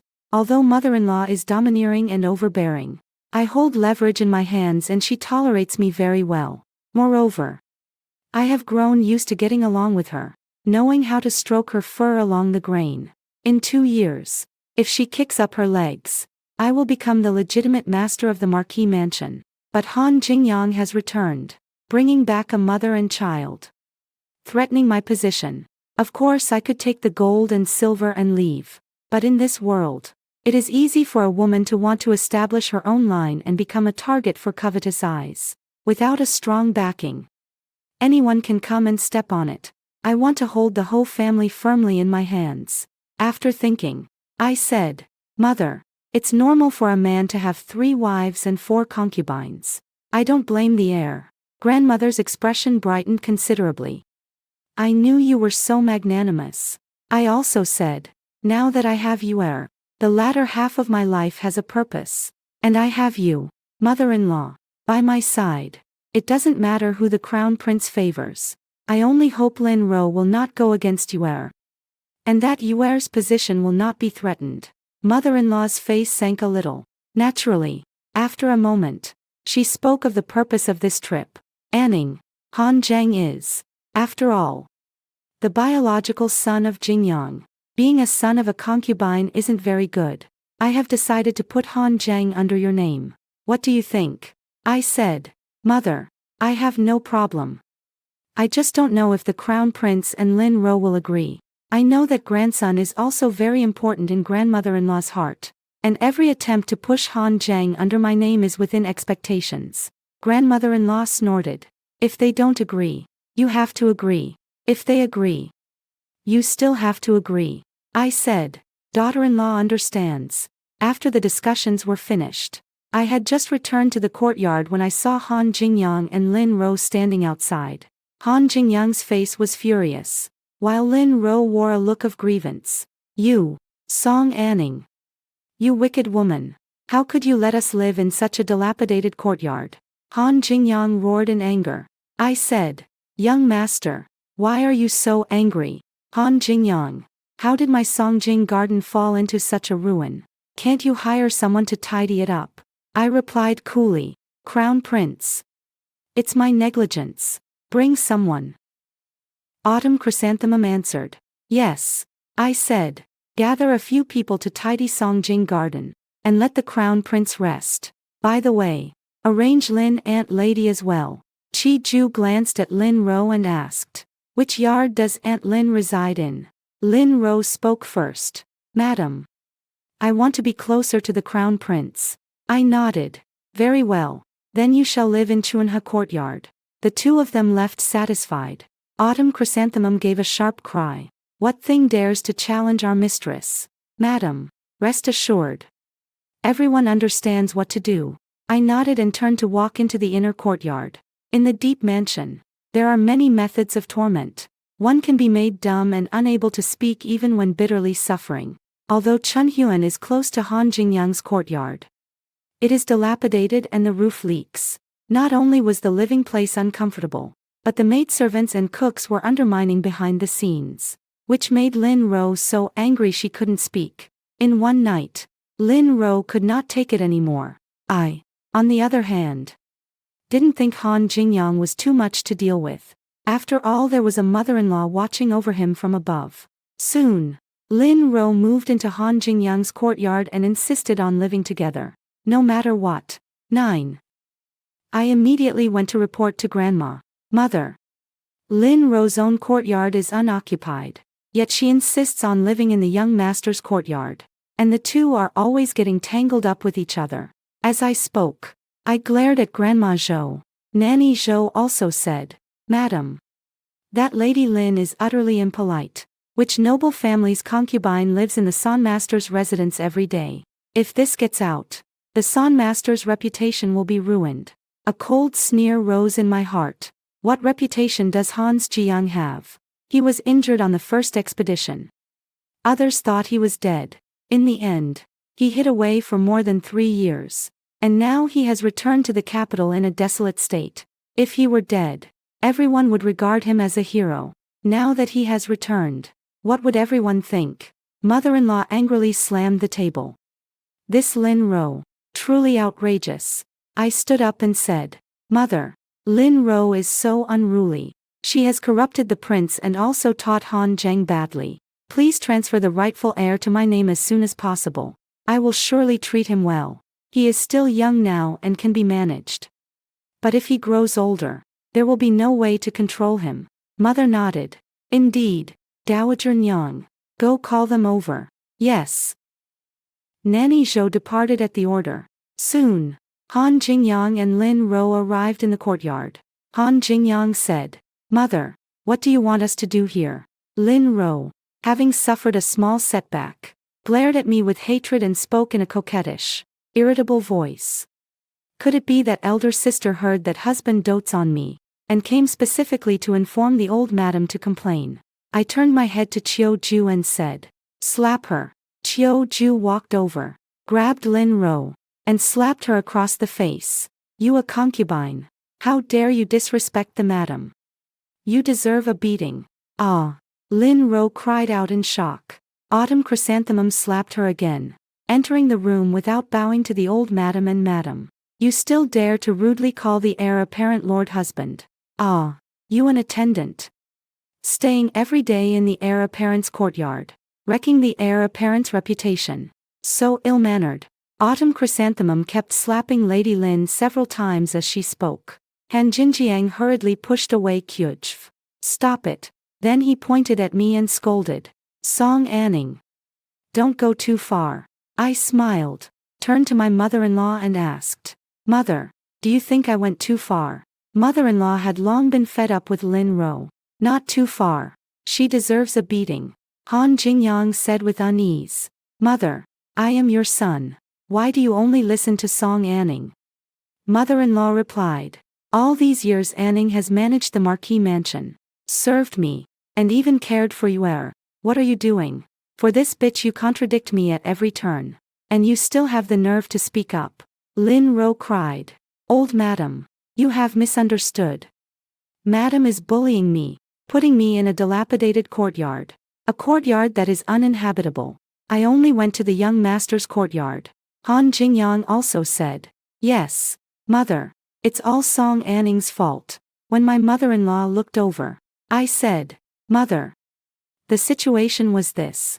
At the time I was arranging a place for Aunt Lin to live. And Aunt Lin said she wanted to be closer to the young master. So I arranged the closest place in Chuanha Garden for her.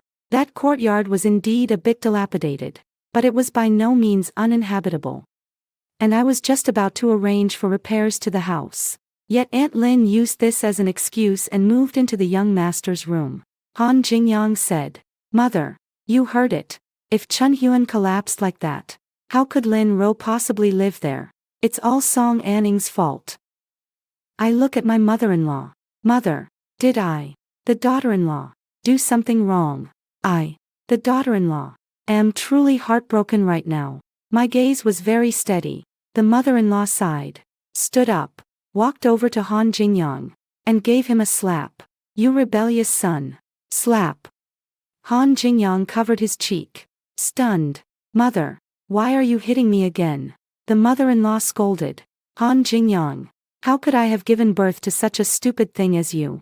Spring and Harmony Court may be dilapidated, but it is by no means uninhabitable.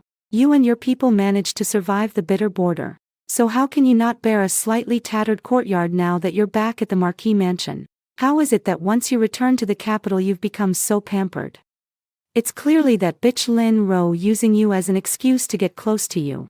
Han Jingyang said. Rower being close to me is natural. What wrong is there? Aunt-in-law slammed another slap on him in anger. Han Jingyang was at a loss. 10. I can't help but laugh. If the first slap was due to saving face, this slap is the mother-in-law's genuine feelings. The mother-in-law shouted. Han Jingyang, you are the heir of the whole family. She is merely a lowly concubine. Which proper heir would let a lowly concubine live in his own courtyard every day? You went to the battlefield, disappeared for 3 years, and now you've returned alive. How do you expect these generals, or His Majesty, to view you? I said, Master Heir. To put it bluntly, you are simply a deserter. If you keep drifting and making the wrong move, I'm afraid you won't even be able to hold on to this title. Han Jingyang's face changed. This little matter. It shouldn't be like this. Right, mother-in-law said. Ridiculous. Han Jingyang. You really disappoint me, she gasped, her chest rising and falling with agitation. After a moment, she took a deep breath and said, All right, no more nonsense. I called you here today to announce something. From now on, Han Zhang will be adopted under Anning's name and treated as the legitimate son of the Marquis mansion. Anning will raise him. Lin Ro's face turned pale, and she collapsed to the ground with a thud, pleading, Madam, this cannot be done. Zheng has always been raised by me. Mother-in-law snorted coldly. I have made up my mind. Guard, take that enchantress of the nation's son away. Lock her in the straw house. Without my orders, no one may come out. No, don't. 2 maids stepped forward, grabbing Lin Ro, dragging her away as Lin Ro screamed. Han Jingyang was about to chase after them when the mother-in-law assertively called out to him. Stand still. You won't even listen to me. Han Jingyang said angrily. Mother, you are really going too far. After saying that, she walked out. Grandmother covered her chest and sat back on the couch. Rebel son. Truly a rebel son. I spoke softly. Mother, please don't be angry. Although the heir prince has done many wrong things, he is after all the only one who can inherit the title. The hope of our marquis household. You must endure a little longer. Grandmother-in-law's face stiffened. Then suddenly a thoughtful look appeared. And after a moment she sneered. There isn't only him who can inherit the title. If he still disobeys me and goes against me, the position of the heir is not exclusively his. I curled my lips, took my leave. Lin Ro was shut up in the storeroom. Han Jingyang caused a ruckus, but he didn't forcibly take her away, which surprised me a little. I thought he would be furious. Really defy his mother-in-law and protect his woman. But he did nothing at all. What a coward. If he cannot completely anger his mother-in-law, the next plan won't go smoothly.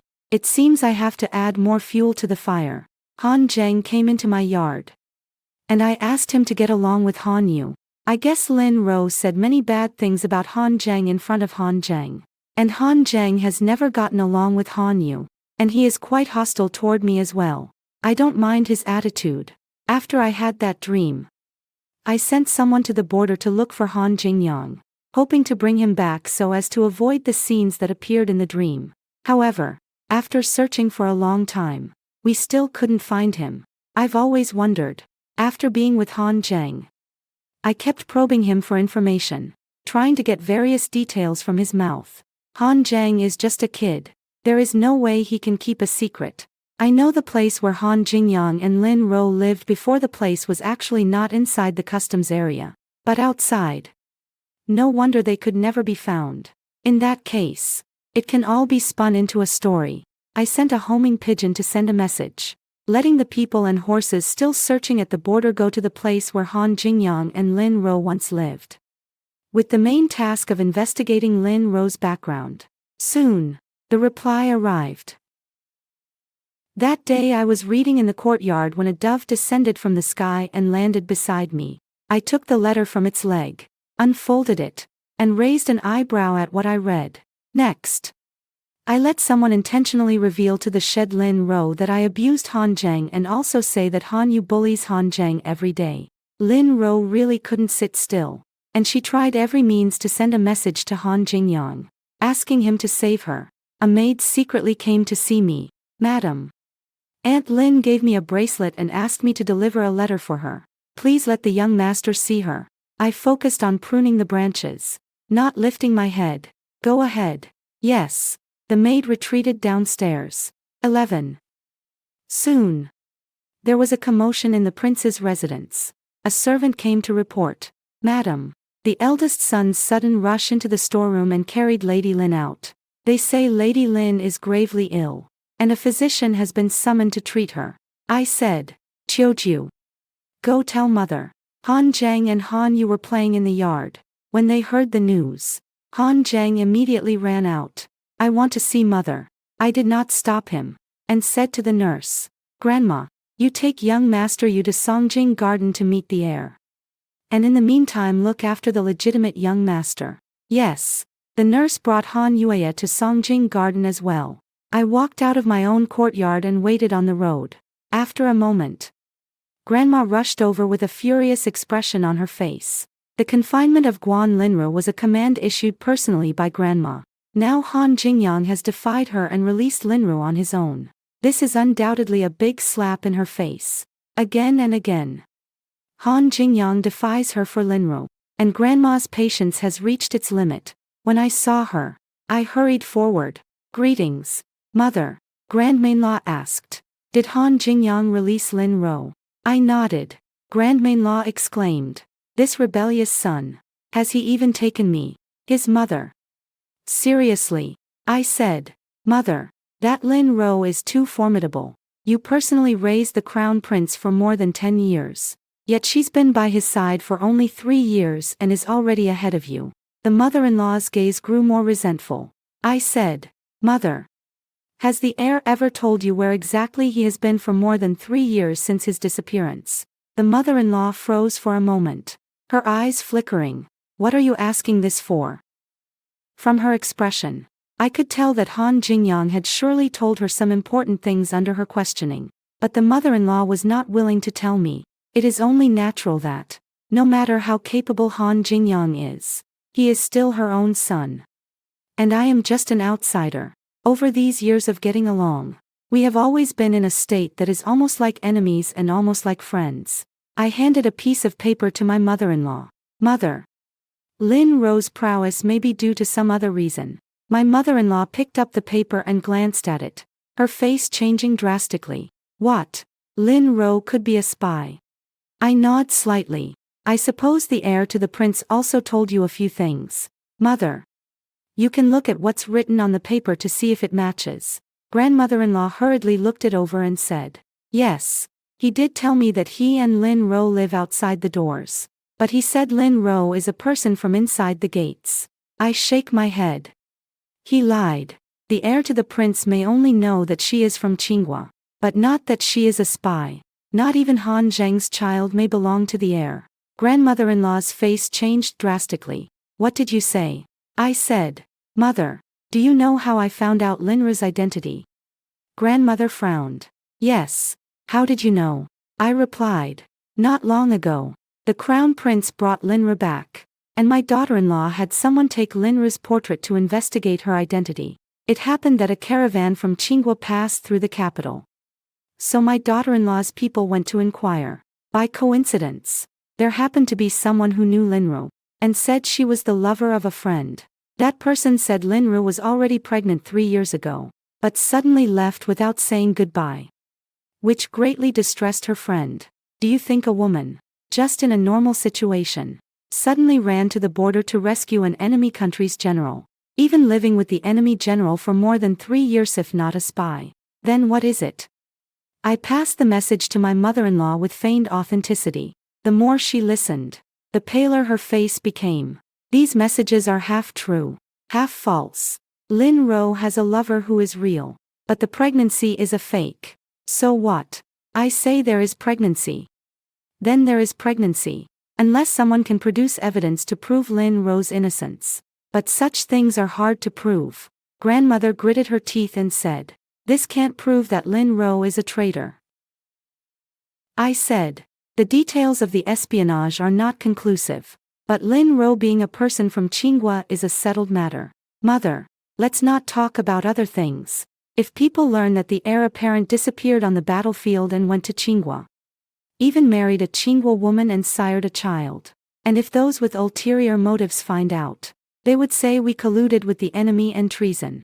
Do you know what the consequences would be? Grandmother-in-law's face changed drastically. Mother. Whether Lin Ro is a spy at heart or whether Han Zheng is truly the prince's biological son no longer matters. What matters is that others will definitely use Lin Ro and her mother's identities to make trouble. They are the hidden danger to our noble house. A real, tangible handle to be exploited. Ryo Hayashi is just an ordinary woman.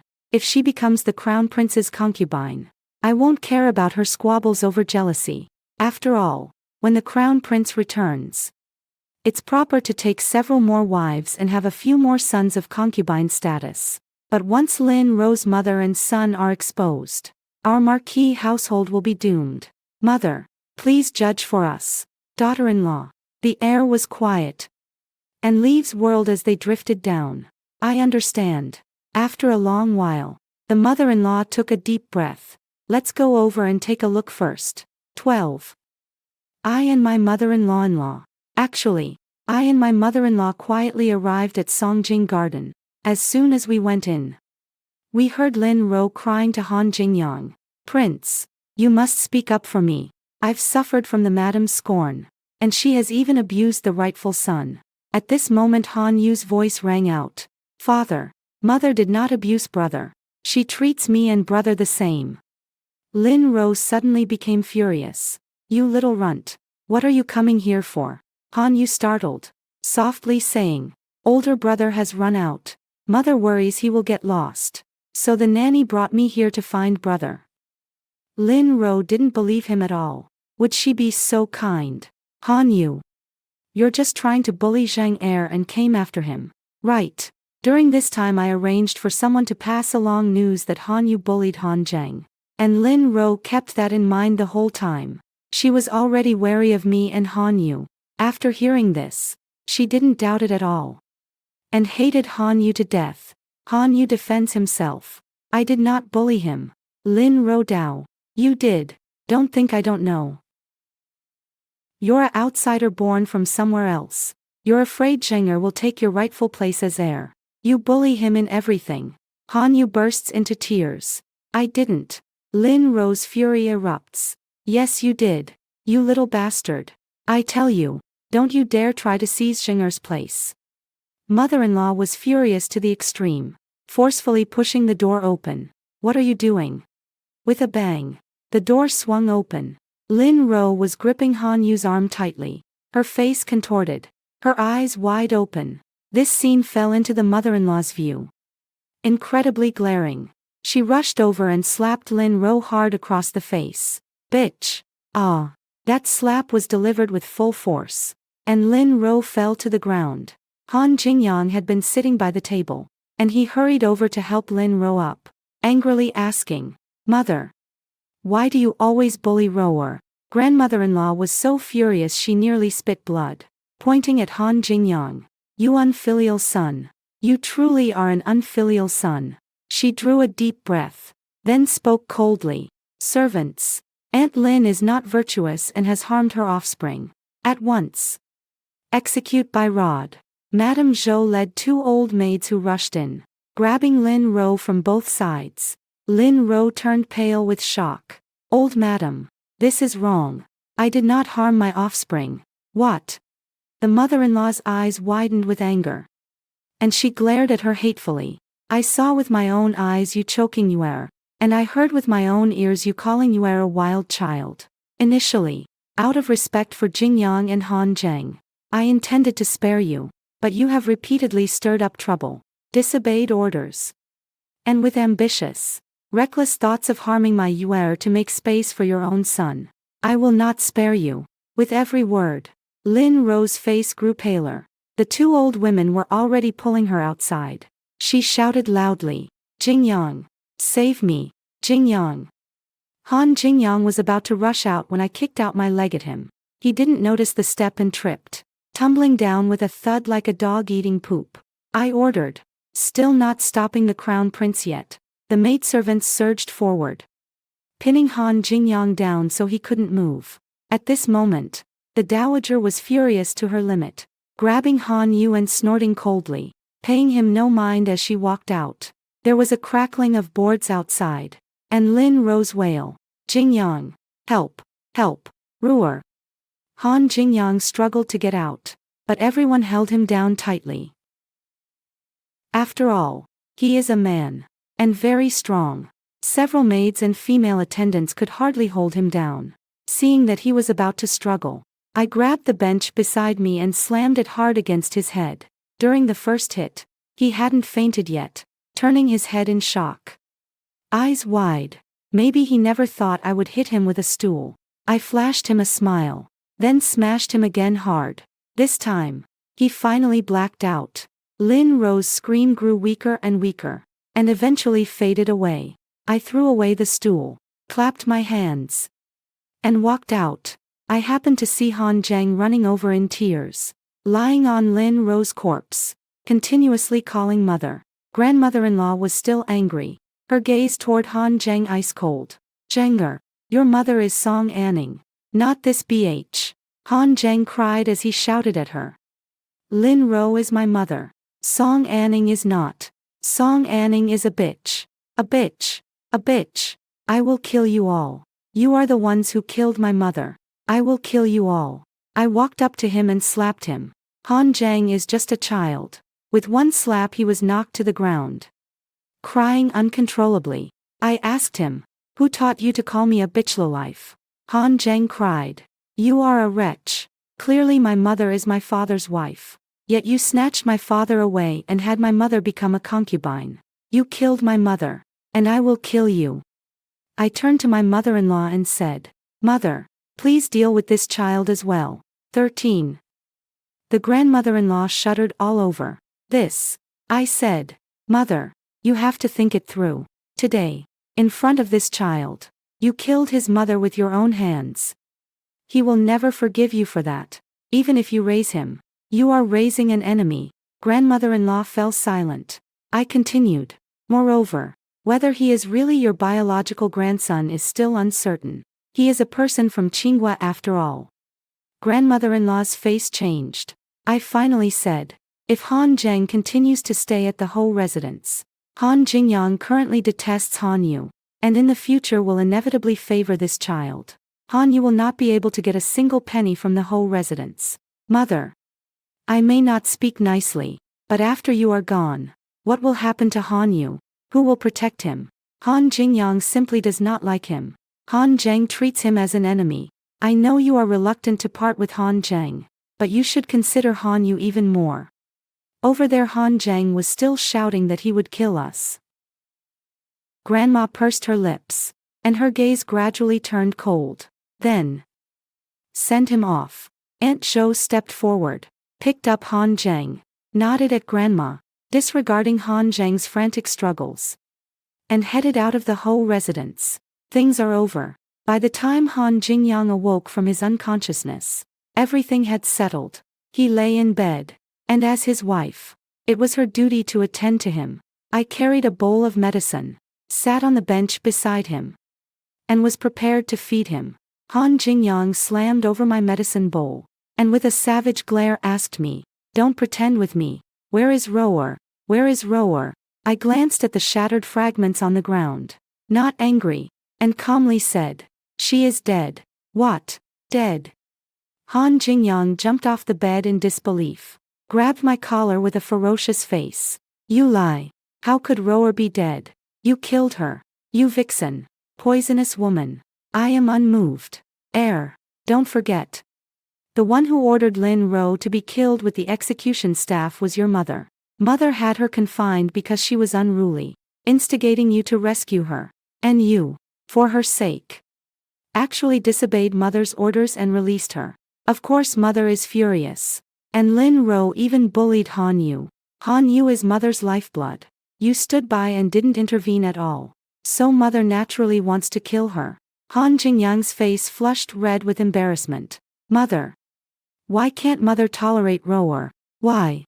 I pushed him aside, lightly smoothing his shirt collar. Speaking of which, you are also an accomplice in Lin Ro's death. Han Jingyang stared at me in disbelief. What did you say? I said, isn't that so? She didn't have to die in the first place. It is you who kept spoiling her, who over and over defied your mother for her, who spoiled her evil. It was you who personally released her, completely angering the mother. It was you who saw her humiliating you and remained unmoved, which made the mother determined to kill her. You killed her.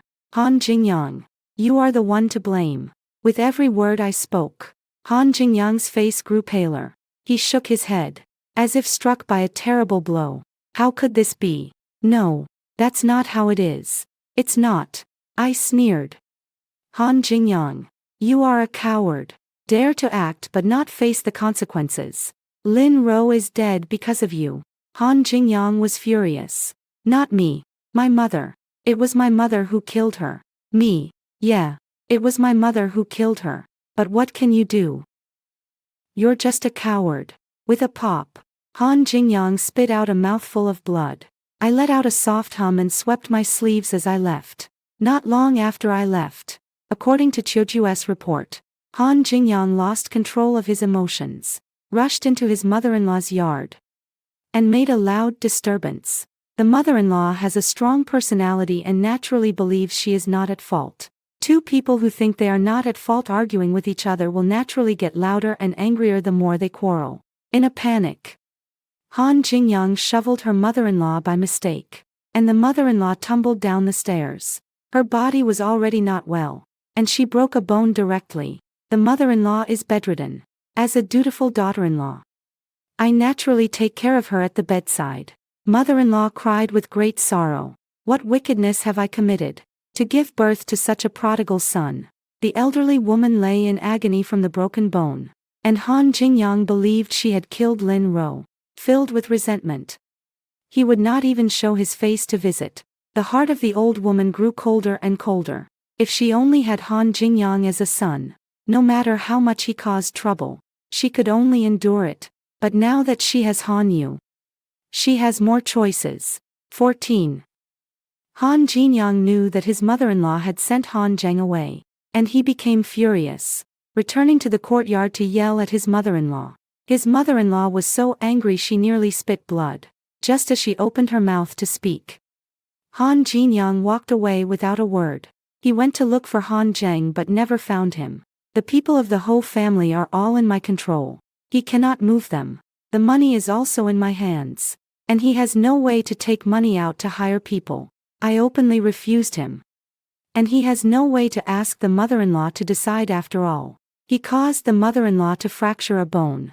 And she is in a fit of anger. I may disgust him, but he has no solution. Han Jinyoung wandered aimlessly by himself among the vast crowd, ending up with nothing, and had to slink back to the Ho residence in defeat.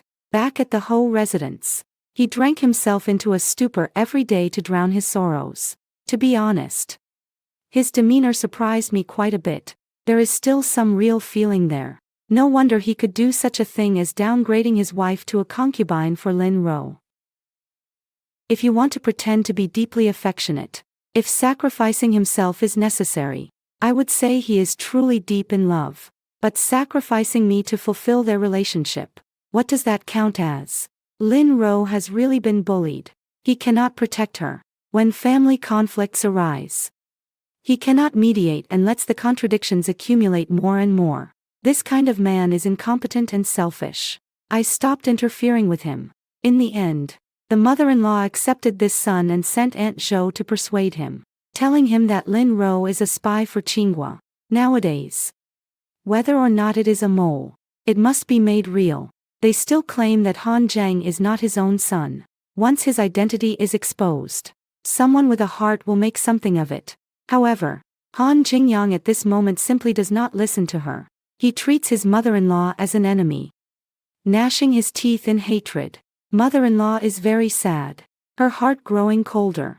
All personnel matters at the Marquis residence are now in my hands. Han Jingyoung's mindset has completely collapsed. He is immersed in his own world and cannot extricate himself. It's too easy for him to rig things, coupled with mother-in-law's broken bone, resting in bed with neither the strength nor the will. So I covertly put a little something into Han Jingyoung's wine. A few days later, Han Jingyoung suddenly fell ill. When Grandma found out, she suppressed her anger at Han Jingyoung for causing her fracture, braced herself despite her illness, and went to visit Han Jingyoung with a crutch. However, as soon as Han Jingyoung saw her, he reacted with intense emotion, shouting and cursing. The mother-in-law was so angry that she spit blood and stopped caring about Han Jingyoung. The mother and son had completely become sworn enemies. At this time, there were gradually some rumors in the capital that Han Jingyoung was a deserter. There were also people advising His Majesty to strip the Marquis's title. The message returned to the Ho residence, and the madam was silent for a long time. I said, "Mother, the heir is already deposed. The heir is disloyal and unfilial, and now he regards us as enemies. If there is any further slip-up, we will all be finished. Even if you don't consider us, you must consider your heir." Madam said, "What do you want me to do?" I sighed. If only the heir hadn't come back. Everything was fine originally, but once he returns, the whole family finds itself in an awkward position. Mother-in-law, keep talking. Me. If he was gravely wounded on the battlefield and after 3 years of treatment cannot be cured, then everyone will believe that he truly was fatally wounded back then, and not a deserter. Mother-in-law's gaze gradually hardened. Then, send him on his way. When he dies, no one will say anything anymore. I curled my lips. Okay. On a freezing night, Han Jingyoung drank the poisoned wine his mother-in-law had sent, and died quietly without a sound. The mother-in-law stood outside the house, silently shedding tears. In the end, she could not bear Tosh did not give him poison that would tear his intestines apart.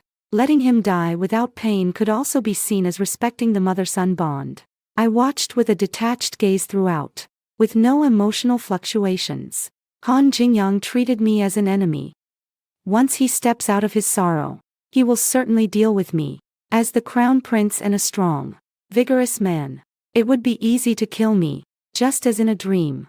Of course I want to take advantage of his illness to take his life, giving him no chance to come out and retaliate. I have no natal family, so I must be ruthless. After Han Jingyang was buried, the mother-in-law, despite her illness, pleaded with His Majesty to pass the crown prince position to Han Yu. The mother-in-law's health had not been good to begin with, and these successive events ultimately dealt her a severe blow, coupled with the earlier fracture.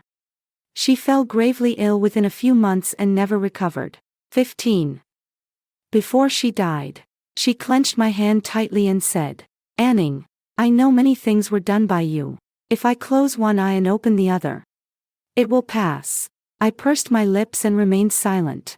Grandmother breathed a sigh and continued, "Nowadays, damn it, everyone's dead. You should let go as well." I nodded lightly. "Okay." Mother-in-law spoke sadly. "What I can't let go of the most is Yuer. He's still so young." I whispered, "Mother, don't worry. Yuer was raised by me. As long as he doesn't know the truth, I will treat him well." Grandmother cleared her throat and said, "Rest assured. I have never told him that I am his mother. He will never know the truth. For him, not knowing the truth is the best. You will always be his mother." Watching her frail, exhausted look, my mood grew complex. Mother-in-law raised Han Jingyang by herself after old Master Ho passed away, upholding the Ho residence. Though selfish and strong-willed, she could also be considered a remarkable woman. I held her withered hand and solemnly said, "Rest assured, I vow to always take good care of Yuer and will never disappoint him." Mother-in-law took a breath, nodded with relief, then said, "From now on, don't spoil him. I was too indulgent with Jingyang, which made him brainless. Yuer, when it's time to punish, punish. When it's time to scold, scold. When it's time to endure hardship, endure hardship. Don't be soft-hearted." I nod my head. "Mother, let Yuer chat with you." I stood up and opened the door to let Han Yu in. Han Yu, puzzled, asked, "Mother, how is Grandma doing?" I crouched down, pointed to my head, and whispered, "Your grandmother misses your father very much. She is a little confused right now. Yuer, could you pretend to be your father and call your grandmother mother, so that she feels a bit better?" Han Yu nodded. "Okay." The small child walked to the bed and said to the emaciated old man on the bed, "Mother." The mother-in-law's eyes widened, and she twisted her body as hard as she could. I leaned in closer and whispered, "I lied to him. I told the story once." The mother-in-law relaxed, tears streaming down her face. After a moment, she struggled to wave to Han Yu. "Son, come to your mother's side." Han Yu moved closer and called out again, "Mother." Mother-in-law responded through tears. Sigh. I quietly stood up and left the room, gently closing the door, leaving the last moments for them, mother and child. Outside, a light breeze blew through the green bamboo, rustling softly. I extended my hand. A leaf falling into the palm, also drift away as the wind rises. I withdrew my hand and let out a light sigh. Everything is finally over. From today onwards, I will be the master of the Ho mansion.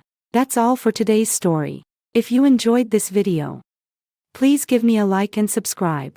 If you have any suggestions, feel free to leave a message in the comments. See you in the next video.